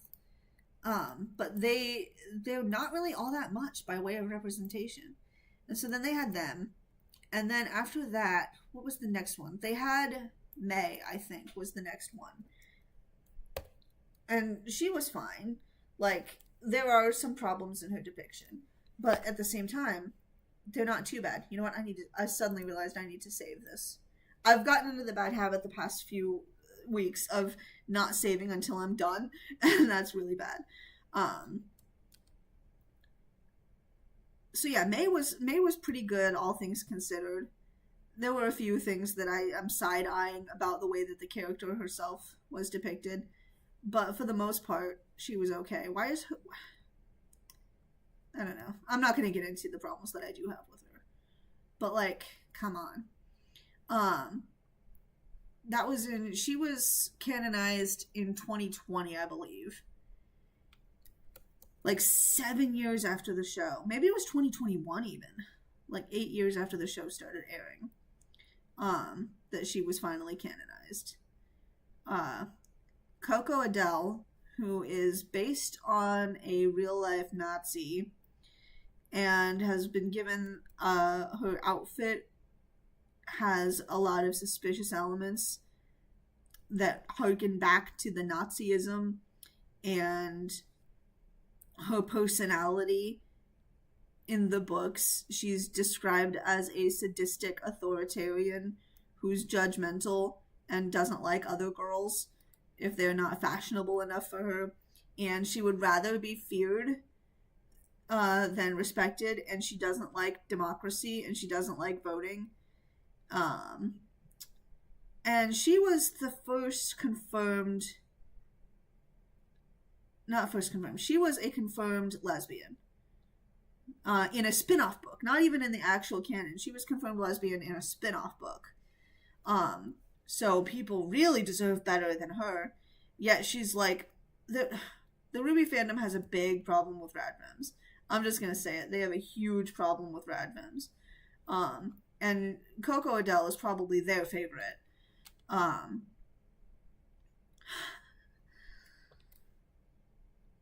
Let's see. I liked that they didn't feel the need to make May super feminine without trying to make her a transphobic man in dress stereotype. It's nice to see a trans girl, a quote-unquote tomboyish trans girl who isn't questioned. Yeah, I agree.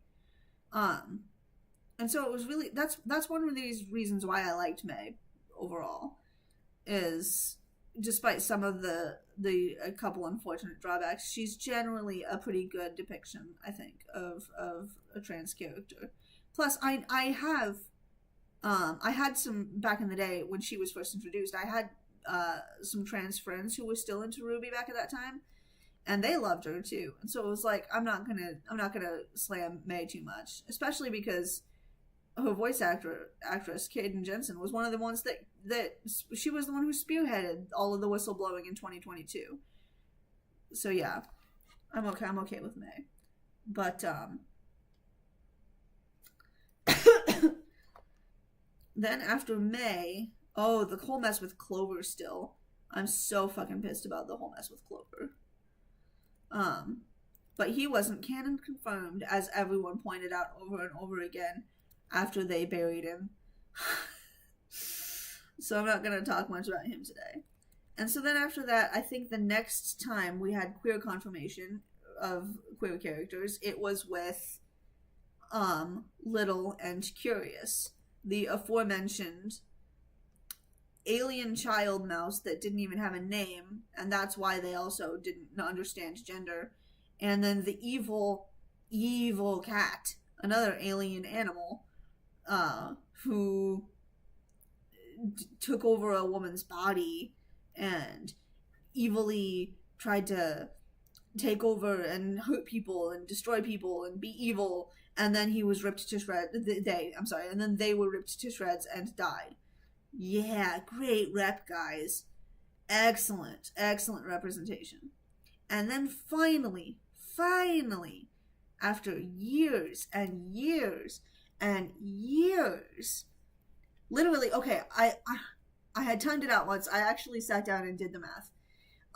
Between episode 1 and the episode where Blake was finally canonized to be queer and Yang was finally canonized to be queer by suddenly kissing and pronouncing their love for each other, it was 9 years, 8 months, and 7 days. 987. I think that's how I remember it.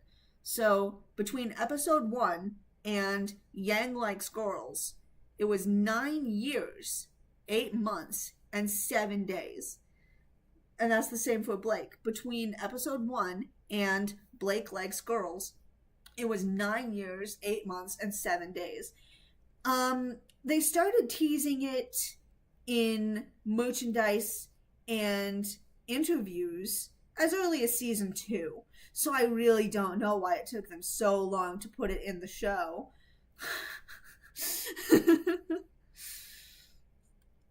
But yeah, god damn it.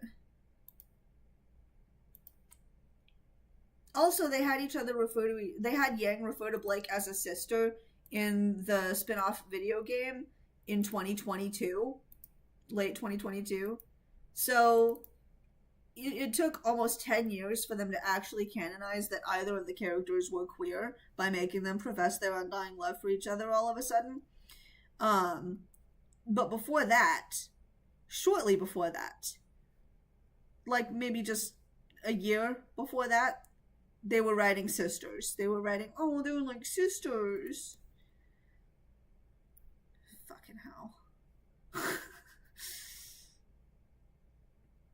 And then I had people call me a sexist homophobe because I was like, Rooster Teeth is actually really homophobic. Have you been reading all of the news lately? You heard about all the whistleblowing. You heard what Caden Jensen said, right? You heard about all of that. Yeah, and you don't care? Okay. Caden deserves so much reparations for being used as a human shield by Rooster Teeth while they were treating her like garbage behind the scenes. Yeah. And then don't even remind me of the Union Buster game. Oh, yes. Oh my god. That entire stupid video game, was just a lesson in propaganda and union busting. There's nothing else for it. It's awful.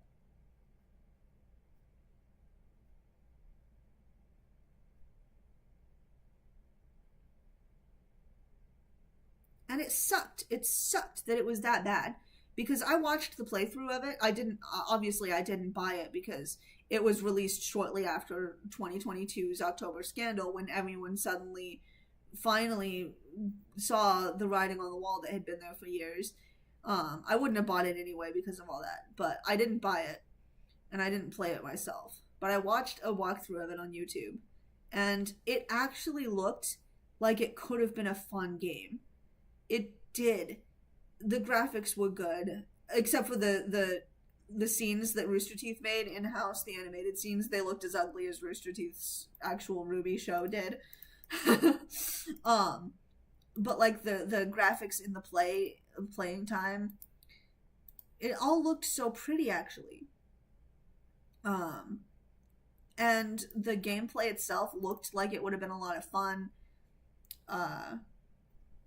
I'm not doing this line right. I'm gonna put this on transparency and do another one over it. The gameplay looked fun. The art looked good. It actually did look like it would have been a fun time. And I would have liked it. And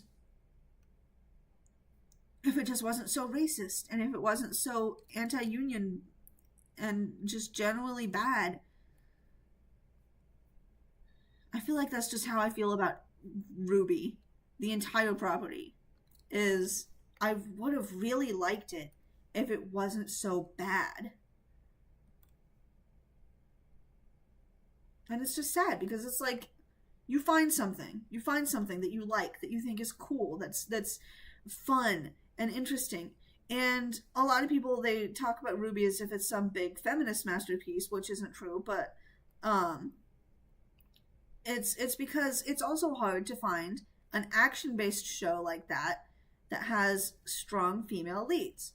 And so people will all the time talk and they'll be like, I like the kind of anime style that it is. I like having, like, you know, the action, the action-y anime type thing. And most of it is about guys. Most of it is about male protagonists. And it's rare to find a good action-based anime or cartoon in that kind of style that features a primarily female cast. And so I get it. I really do. That was one of the things that I also loved about RWBY when I first started watching it, was that they were girls. It's like, it shouldn't be that hard to find something where there are girls, but it is. And so RWBY was like a breath of fresh air in that regard. But it just, and then also, by the way, the show itself is horrifically sexist if you actually examine it and you actually look at it. So even back when I did like it because there were girls in it, I still was like, I wish they would be less sexist than they are. Yeah, you have girls, but that's step one. Step two is actually depicting them respectfully. And they have never actually managed to get that far. Um, but yeah, so I get why people liked it at first, but at a certain point, it's like, it's not anything good. It's not anything special. And we deserve better than this. We shouldn't be forced to accept this as good enough and not ask for anything better on the grounds of we should just be grateful for it. The amount of times that I've complained about some problem in Ruby and then been told I should just be grateful that it exists at all, it's ridiculous. It's just ridiculous.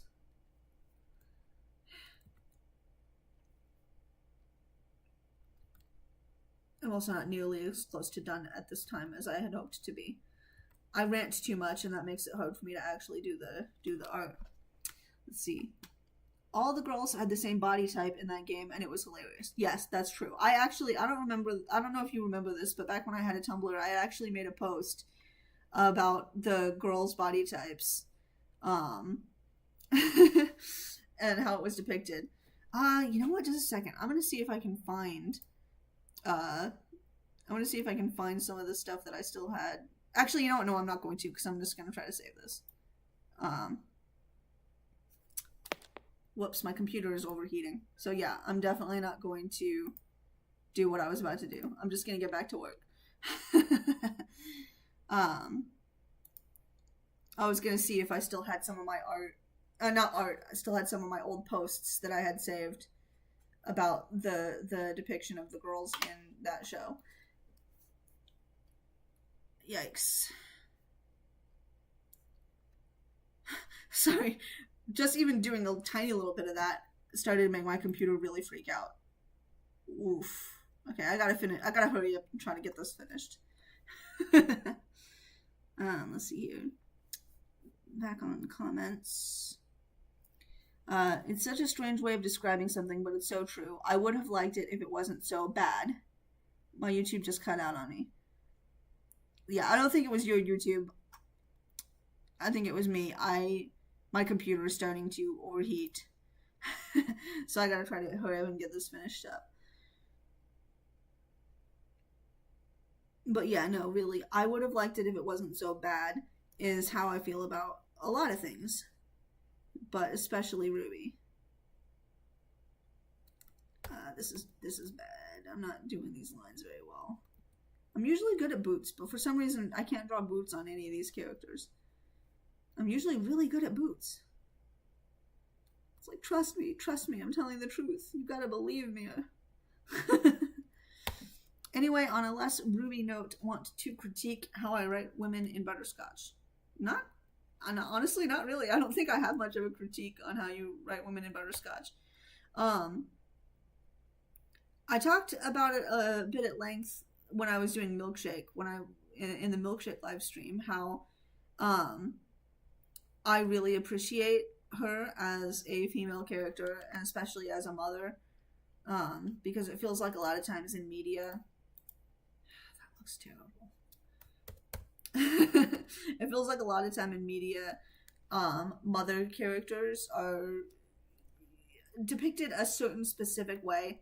So it's like, I was talking earlier today about how sometimes things might not be a problem in and of themselves, but they become a pattern and they become a trope, and then it starts to become a problem. I feel like a lot of times motherhood is something that falls into that harmful sort of thing, where it's like a lot of mothers are depicted in an exact certain way, and then it might not be as progressive as people think it is, because it's become such a trope and such a pattern that it's just hard to get past it. But Milkshake is not like that. Milkshake doesn't feel that way to me. She feels like a genuine, good, well-written mother, and I love her. She's great. I think maybe if I go like this instead of doing the way that I usually do. The problem might be that I misshaped the boot.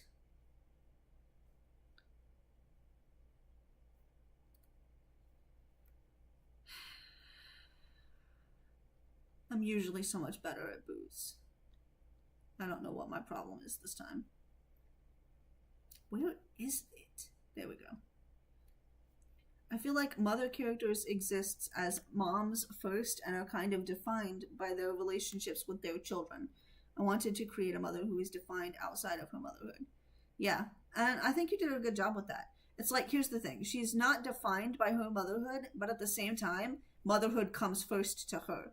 So it's like, she places motherhood, she places taking care of her daughter at the top of her list of priorities. But that doesn't mean that she herself is defined by being a mother. It just means that motherhood is what she prioritizes. That looks a little better. I'm running out of time. I shouldn't still be doing this right now. Let's see. For example, her strong sense of justice and slow build up to using violence as a solution. Yeah. So it's like, motherhood is what she prioritizes, but it's not what defines her. And I just find that very refreshing.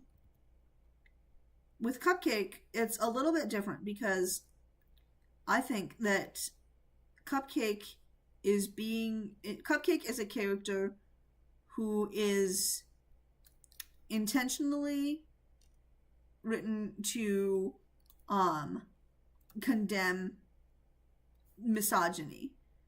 And so I'm kind of just waiting for the other shoe to drop with that. How it's like I was saying, a lot of people think that you can't depict anything, and how are we supposed to condemn something if we can't depict it? I feel like Cupcake is a victim of misogyny. And so until she starts to have the chance to heal and to find herself outside of everything that happened to her, it hasn't reached that point yet. This looks so ugly.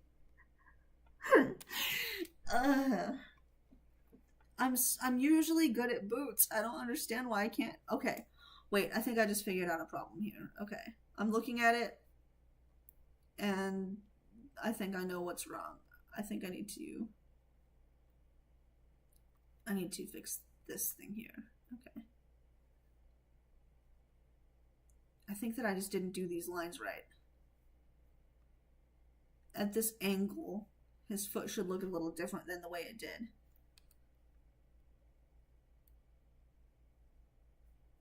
I had it too pronounced. I had the ankle too pronounced. I mean, the heel. I had the heel a little bit more than it should have been there.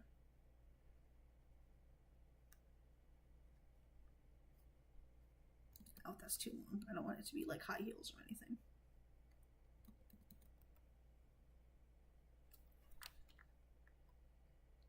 Okay, that's a little bit better. That's a little better. Okay, now I can find the rest of this line. I can find the rest of how this is supposed to look.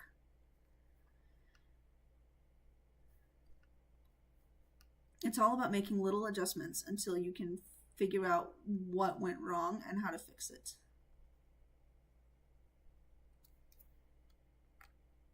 Alright, that still looks pretty bad, but it'll have to do for now. I might try to like come in here sometime this week and kind of fix it up a little bit before next week. But for now, I'm just going to have to leave it. I'm just going to have to accept it. I don't have time to continue trying to fix this.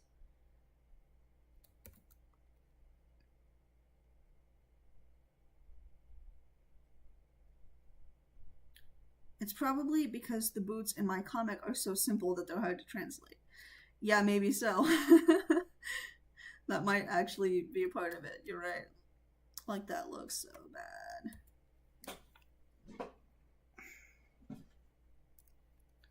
Okay, honestly, I think maybe I just need to start a little bit lower and not actually have it be too pronounced. we're at kind of an upward angle. We don't need to be seeing the whole of the thing, but that's not right either.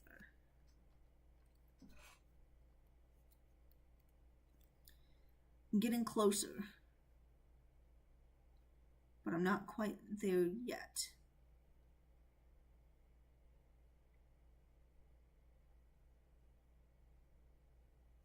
Oh shit, I did that on the wrong layer.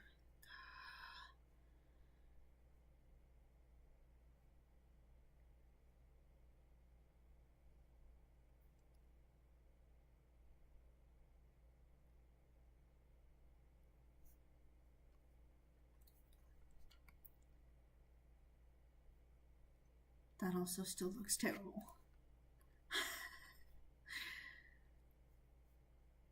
Maybe I'll start with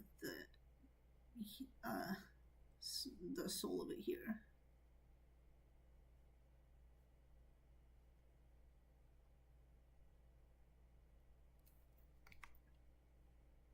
That still looks really fucking ugly.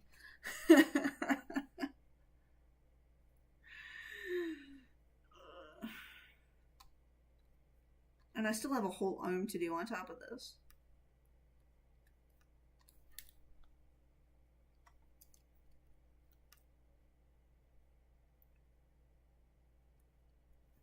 I can hear my clock ticking in the background. It's mocking me.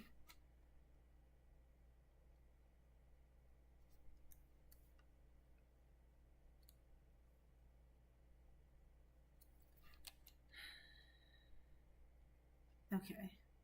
Okay. I'm going to do something a little bit here.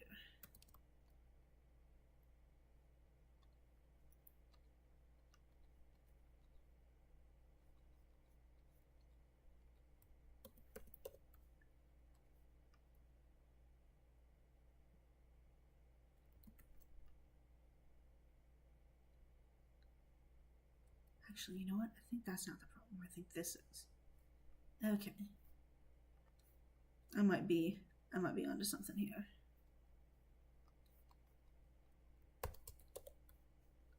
I think this needs to be turned a little bit.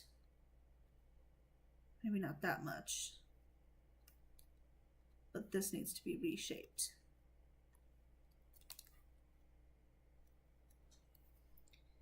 All right, let's see here.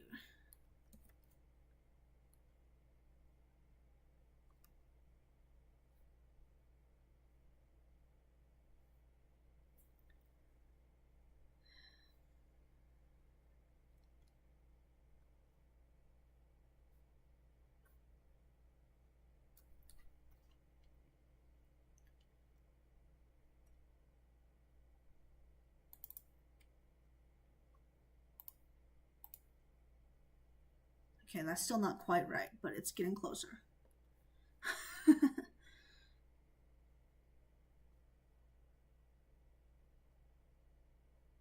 Sometimes I feel like Danny kind of does the Jean thing of overtaking Butterscotch's story, but at least I never pretended that it wasn't going to be about him. Yeah. Like I talked a little bit last week, I feel like it kind of is Danny's story. Butterscotch is a huge part of it, but I feel like it's more like in Coco as opposed to Ruby, where it's like Butterscotch might be the title, but that doesn't mean she's the protagonist. So far, I think part of maybe the reason why I feel that is so far Butterscotch hasn't really done anything active. Like, I mean, she's done a few things. I'm not saying that she hasn't done anything, but like so far Butterscotch has been more of a reactionary character as opposed to somebody who's trying to take fate into her own hands. And that makes sense because she's a child. She's literally a child. So it's like with her, she doesn't do a whole lot of fighting for things, of trying to do things. She doesn't really have any goals of her own. Her goal is to have fun and explore the world and be with Danny and her mother. Like, and there's nothing wrong with that. But things are starting to change already in some of the dynamics and things that I'm seeing both in the published chapters and also in the things that I've seen ahead of time as a beta reader for the upcoming seasons. Okay. I'm going to make a decision here. I'm going to turn this a little bit like this.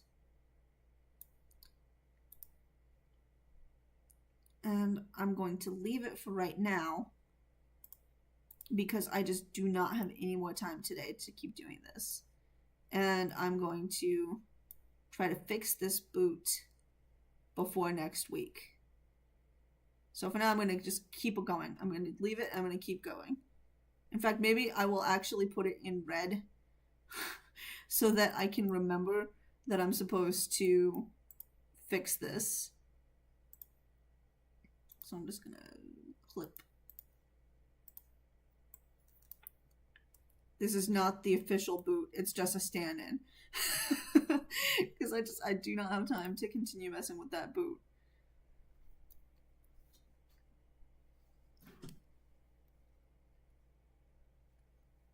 And here I thought that today would probably be easier since he's a human character and I didn't need to worry about anatomy.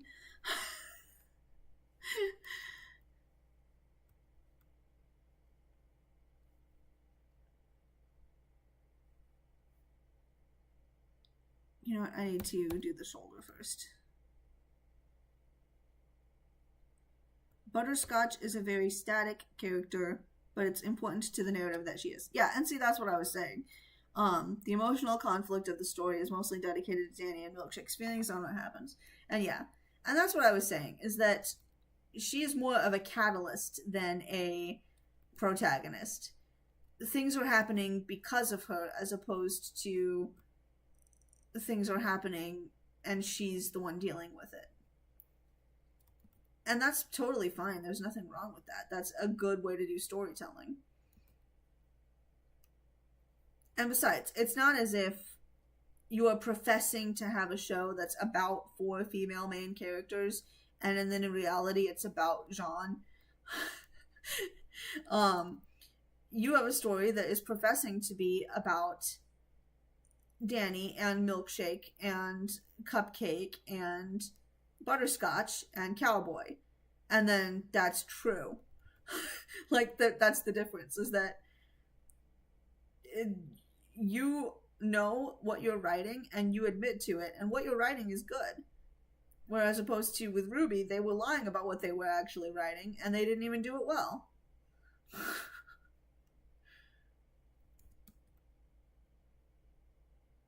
Although I do think it's funny whenever I hear someone refer to Ruby as feminist media, considering this one video I once saw where somebody was like talking to Miles Luna and Carrie Shawcross, and they were asking about Ruby, and they were like, so, you know, how did you come to be involved in a piece of feminist media? And they both like chafed, and they were like, this isn't feminism.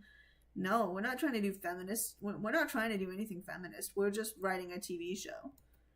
And so it was like, people are like, oh yeah, Ruby is so progressive and feminist. It's like, well, the writers themselves and co-creators themselves didn't like hearing that because they don't want to be feminists. They literally corrected it. They were like, we're not feminists. So like, why are people still acting like they are?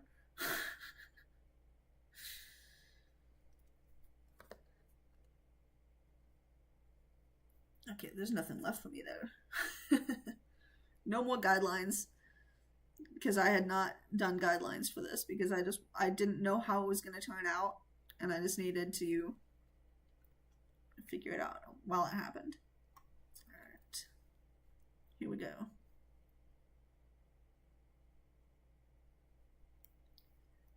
This is kind of cheating, but it's just how the cookie crumbled. His hand is just on top of her hand.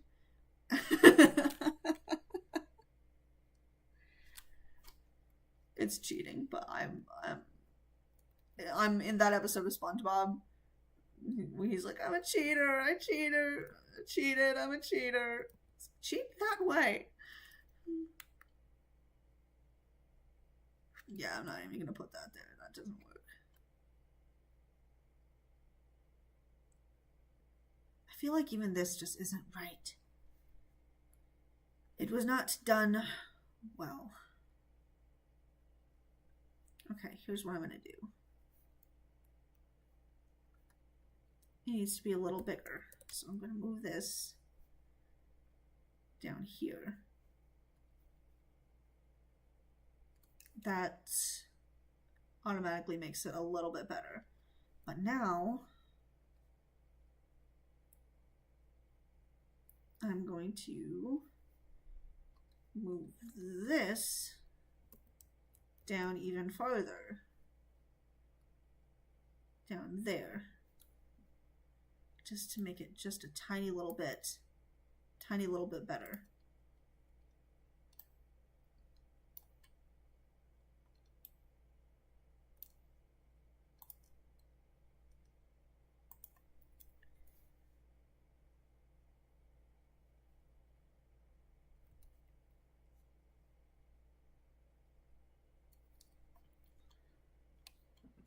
Okay. Now I'm going to remove these lines and come and fix this. Okay, 4, that's good. That's still where it needs to be.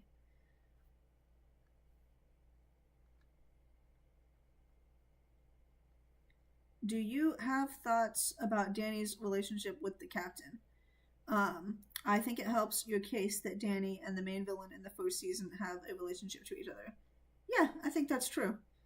I mean, I don't know. I don't really have any specific, like, thoughts about it in as much. Also, I'm just making an excuse for you to talk about Captain a little bit, even though he's not here. Yeah, well, you know that I love the Captain. And I considered drawing him instead of these people, but, it was a better idea. It was a much better idea to draw the main 5 instead. And I'm having so much fun with it. I love it. It's great. I do love the Captain. I think that he's a very compelling and well-written villain. I think that looks pretty good. All right, I'm going to do the coloring, the flat colors now. After I merge it all down. Wait, I need to make sure not to merge the boot. That's not what I meant to do.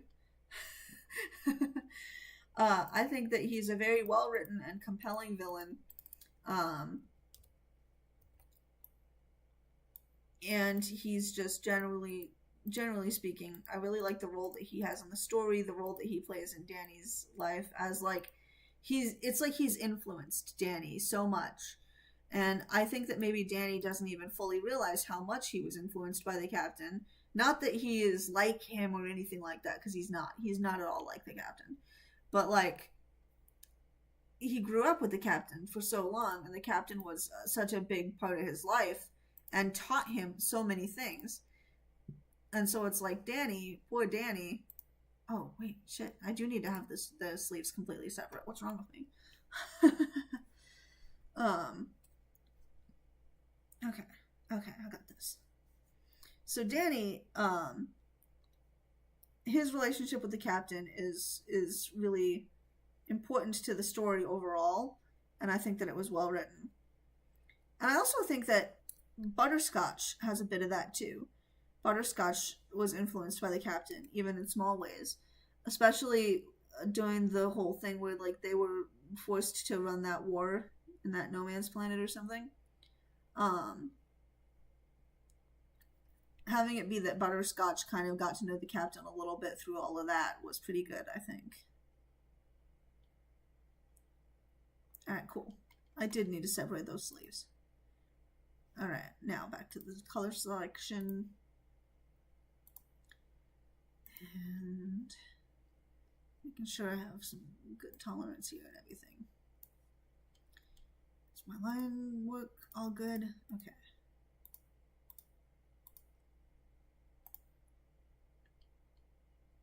A little higher, maybe. I'm still gonna have to come through here and fix everything up. Well. Oh, why did I do that?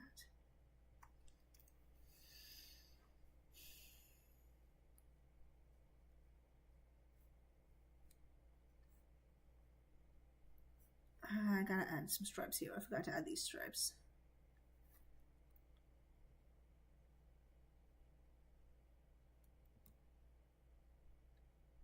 And then yeah, the I love what's happening with the captain now in the next bit of writing and in the beta read and everything. I am just so excited about what's happening with the captain. I'm so glad you liked Butterscotch getting to know the captain. I thought it would be a really cool story element, but I was worried people would think it was forced. I mean, like, there is a tiny little bit of suspension of disbelief that she's been like communicating with him through a walkie-talkie this whole time and like nobody noticed.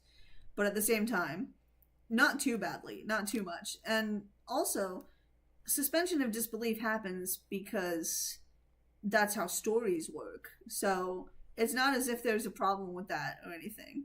It's not as if that shouldn't have happened or couldn't have happened or anything like that.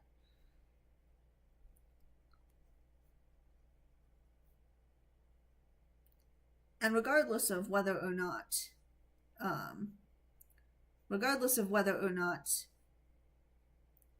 it was quote unquote, what am I doing? I need to focus. Regardless of whether or not it was quote unquote hashtag forced, I think that the idea of it is really good in and of itself. Having it be that she had that connection, that she was talking to him, that she kind of like was asking him questions and that sort of thing. I think that that's good, and I think that it's an element in stories that people don't really do a whole lot with. I don't see that very often, where a good character will actually be talking to a bad character and asking them questions and being like, "Why are you doing this? Why are you like that? What are your plans here? What are you doing? What's the goal behind it?" And even more so to have a bad character humor it and like actually answer those questions and be like talking to them, and it just was really good. I think I'm interested to see if that like actually like really goes anywhere specifically, like if Butterscotch, and again, this is not me suggesting or requesting, this is just me hypothesizing. I'm wondering if Butterscotch will ever start like doing things that perhaps she would have picked up from the captain or from learning about, oh, I'm on the wrong tool, that's why I'm having these problems. That she might start doing things that she maybe picked up from her conversations with the captain. I'm just interested in the long-term effects that might come about from interacting with him and having those conversations. Okay. Getting back to coloring.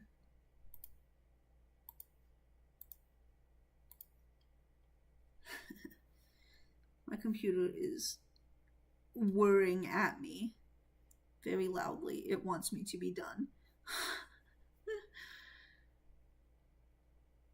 Okay.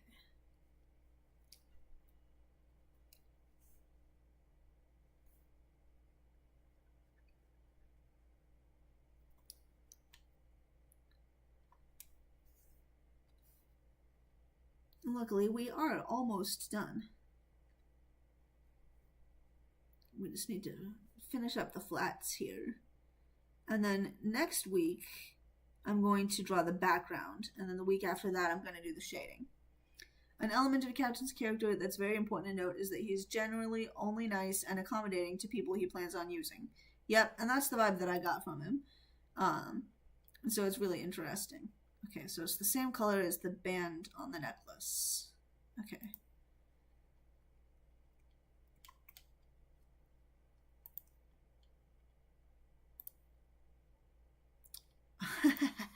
I just realized I still haven't done Danny's second grade.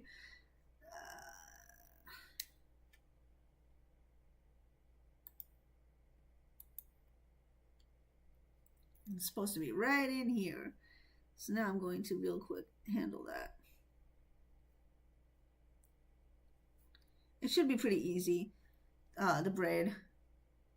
It's just kind of floating around in here, so I'm going to... Oh, I'm on the wrong tool. So let's see here.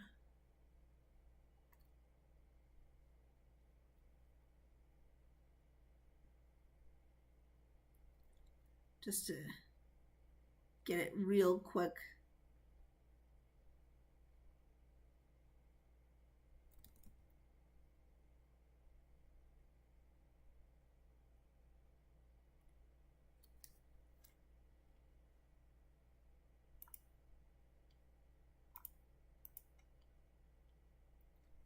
I'm not pleased.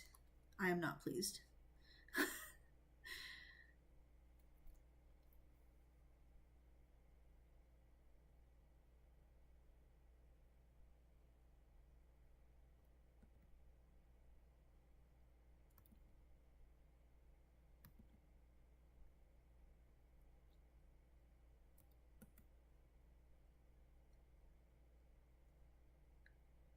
That's a little better. Okay.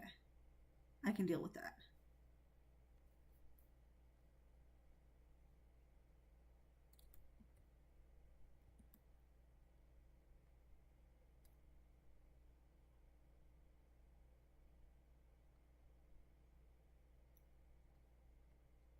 All right. There we go. His second braid. Now back to coloring. So I did the necklace. Okay. Now the next parts of the necklace.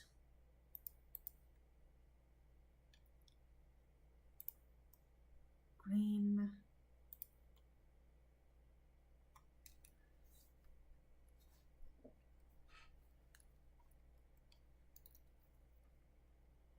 Oh, whoops, I'm on the wrong layer.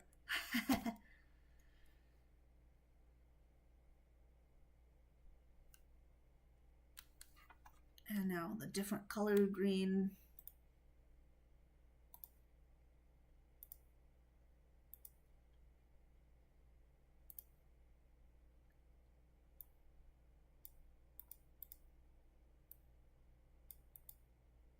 And then blue.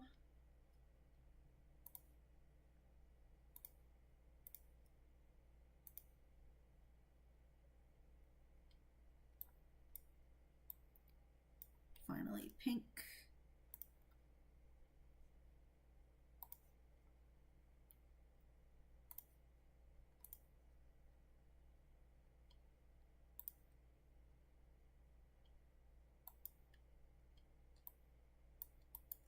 And then white. And I'm going to, once again, do a really off-white gray color that I will be able to accent very well in the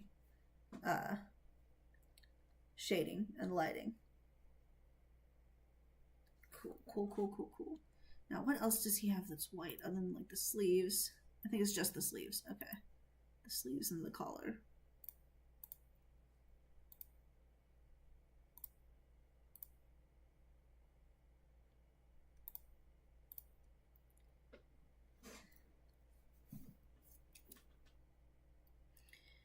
And in order to be able to see this better, I'm actually going to, what am I going to do? I'm going to put something like this behind him just so that I can see the tiny little details that need to be fixed up. Okay.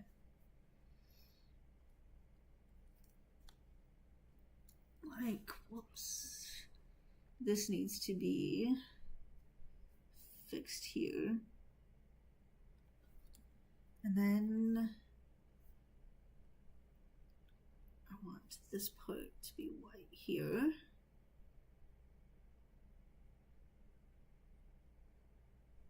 Just because I added this little bit here, so.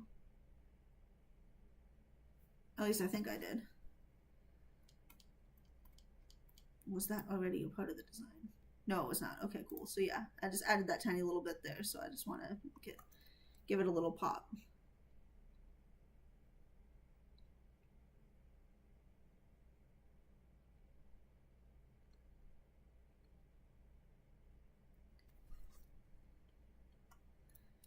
Then we're gonna fill this up here.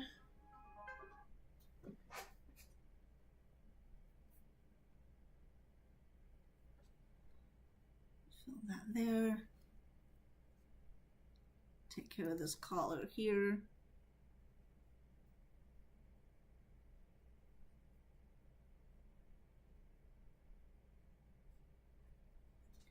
Okay. So there's that.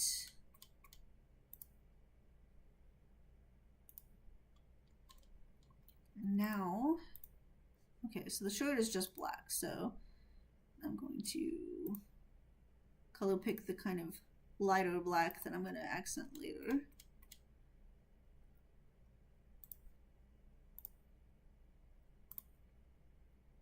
Oh, shit.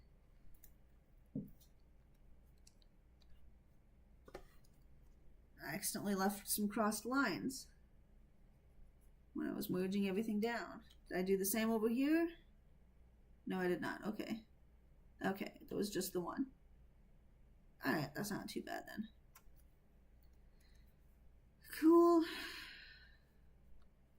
So, back to just cleaning up little tiny details here.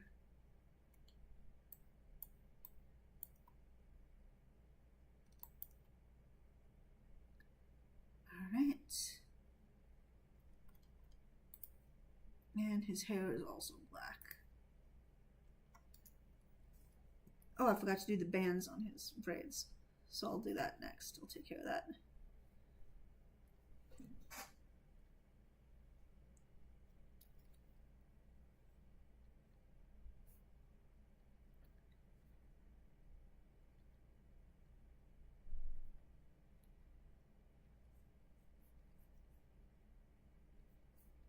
I really do like how the braids turned out. I think they turned out really good.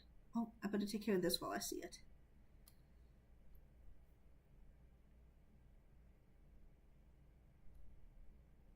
Okay, now back to the hair.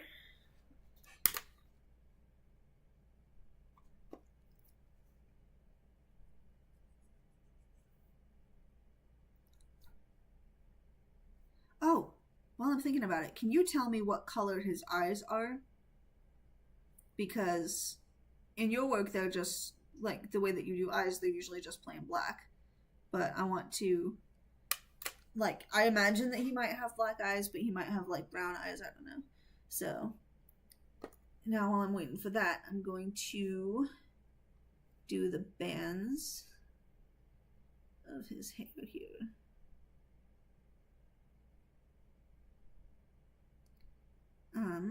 They are brown. Okay, cool, cool. That's great. This is why it's good to have you here in the chat when I'm working on this. So that if I have little questions like that, you can just tell me. So now I will handle the eyes since I was talking about it. So first I will just get this all nice and set here. Same with the teeth. Now I'll do a nice brown. I think what I'll do for the brown is I'll actually try to pick this color, and then maybe it needs to be a little more red. Kind of come down here. Did we pick a color for Cowboy's eyes? I don't remember. We did not, but Cowboy is such a small character in this scene that his eyes wouldn't have been into focus anyway, so they are just the black pupils. And then I will make the eyes better in shading and lighting. So yeah, with Cowboy, he didn't have enough room in his eyes to have a color. Although I would be interested in knowing what color his eyes are. Just because, I don't know, I like him, and so that's interesting to me.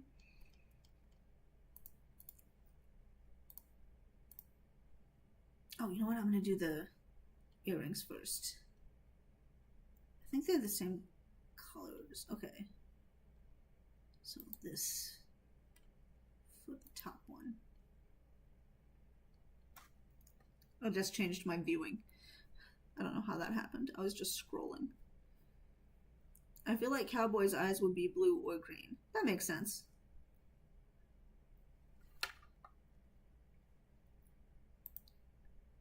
Release rotate. And now it's the same green, I believe, so I'm just going to color pick from that.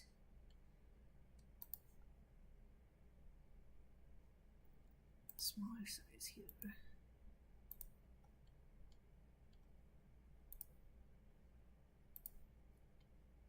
And then the pink.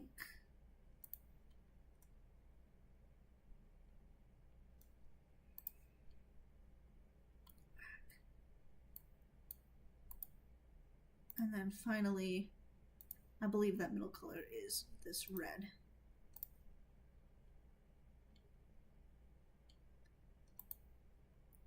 All right. And now, okay, cool.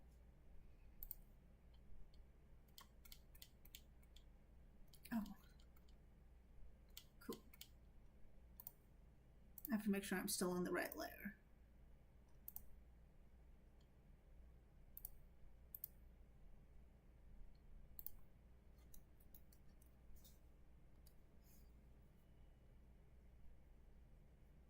I can't decide which I would rather like for cowboy, the blue or the green. Not saying that it matters which one I like best, but I don't know which one I would like best. They both are such good options for him. They both go so good with pink too, like his hair. So it's like, I feel like if his eyes were blue, then with the pink hair, it would kind of be a little bit of a softer overall look. Whereas like if his eyes were green with the pink hair, then it would be overall kind of a bit more of a like a spunky type look. I don't know. And they're both really good options. All right, now for the pants and boots. So his pants are this brown color. I probably could have used this color for his eyes. I wonder if that would actually be good. Just to give a little bit of cohesion to the eyes, and oh yeah, that's actually a pretty nice thing. And then I'll fix it up and make it look more brown with shading, but to make it so that his eyes and his pants are the same color, that just really helps with cohesion. Cool.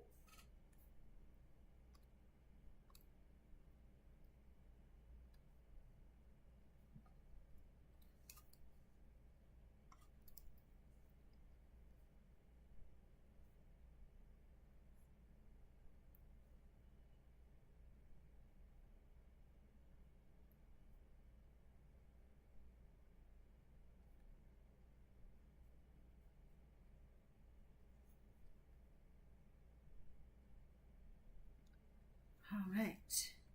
And now for the boots, they're the same. They were black, so I'm going to. And even the fake boot. Oh, no, I guess I'm not going to do that. That's better. And then I will, like I said, I'll fix the line work on that boot sometime this week, probably.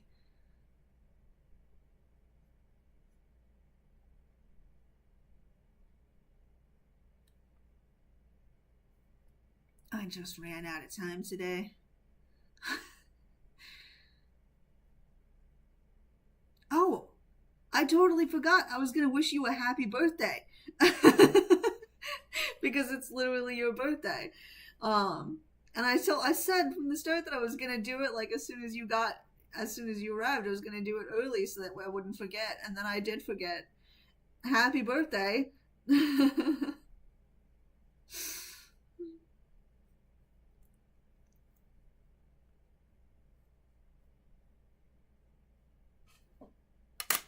Alright, so with the exception of the bad boot, there we have it. I'm going to delete the line work now. So yeah, I think that turned out pretty good. It'll look better once I do shading and lighting. You are welcome. And then also, of course, once I get the actual background behind them and start doing all of that, it's really gonna tie the whole thing together. So for now though, there we have it. Danny's line work mostly done, and his coloring, his flat colors, mostly taken care of. Now it is time for me to let my computer cool down for a little bit and go eat some food. Have a happy birthday. I'm really happy that you were able to hang out with me today. And same for everyone else in the chat. I want you to also have a happy birthday. Thanks for coming and hanging out with me while I do this. Let's see. Danny's pants were originally going to be red or pink, but I realized it was too bright, so I made them a darker color. And that's a really good choice. And it also really makes his jacket just like really pop anyway. It gives it a little more chance to have a good color itself. So that was a good choice, I think. But yeah, I had a lot of fun today. For anyone new just joining me, I am Mercury Addison. I'm going to do my just joining me intro at the end of the thing.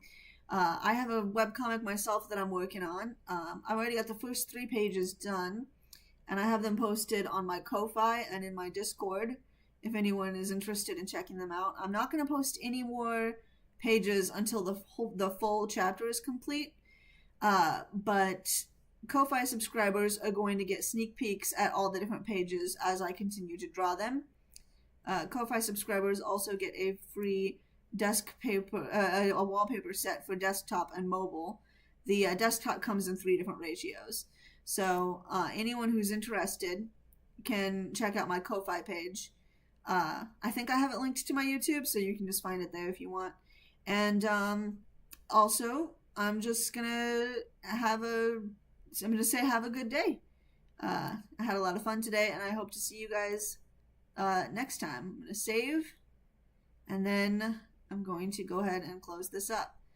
So, yeah, bye.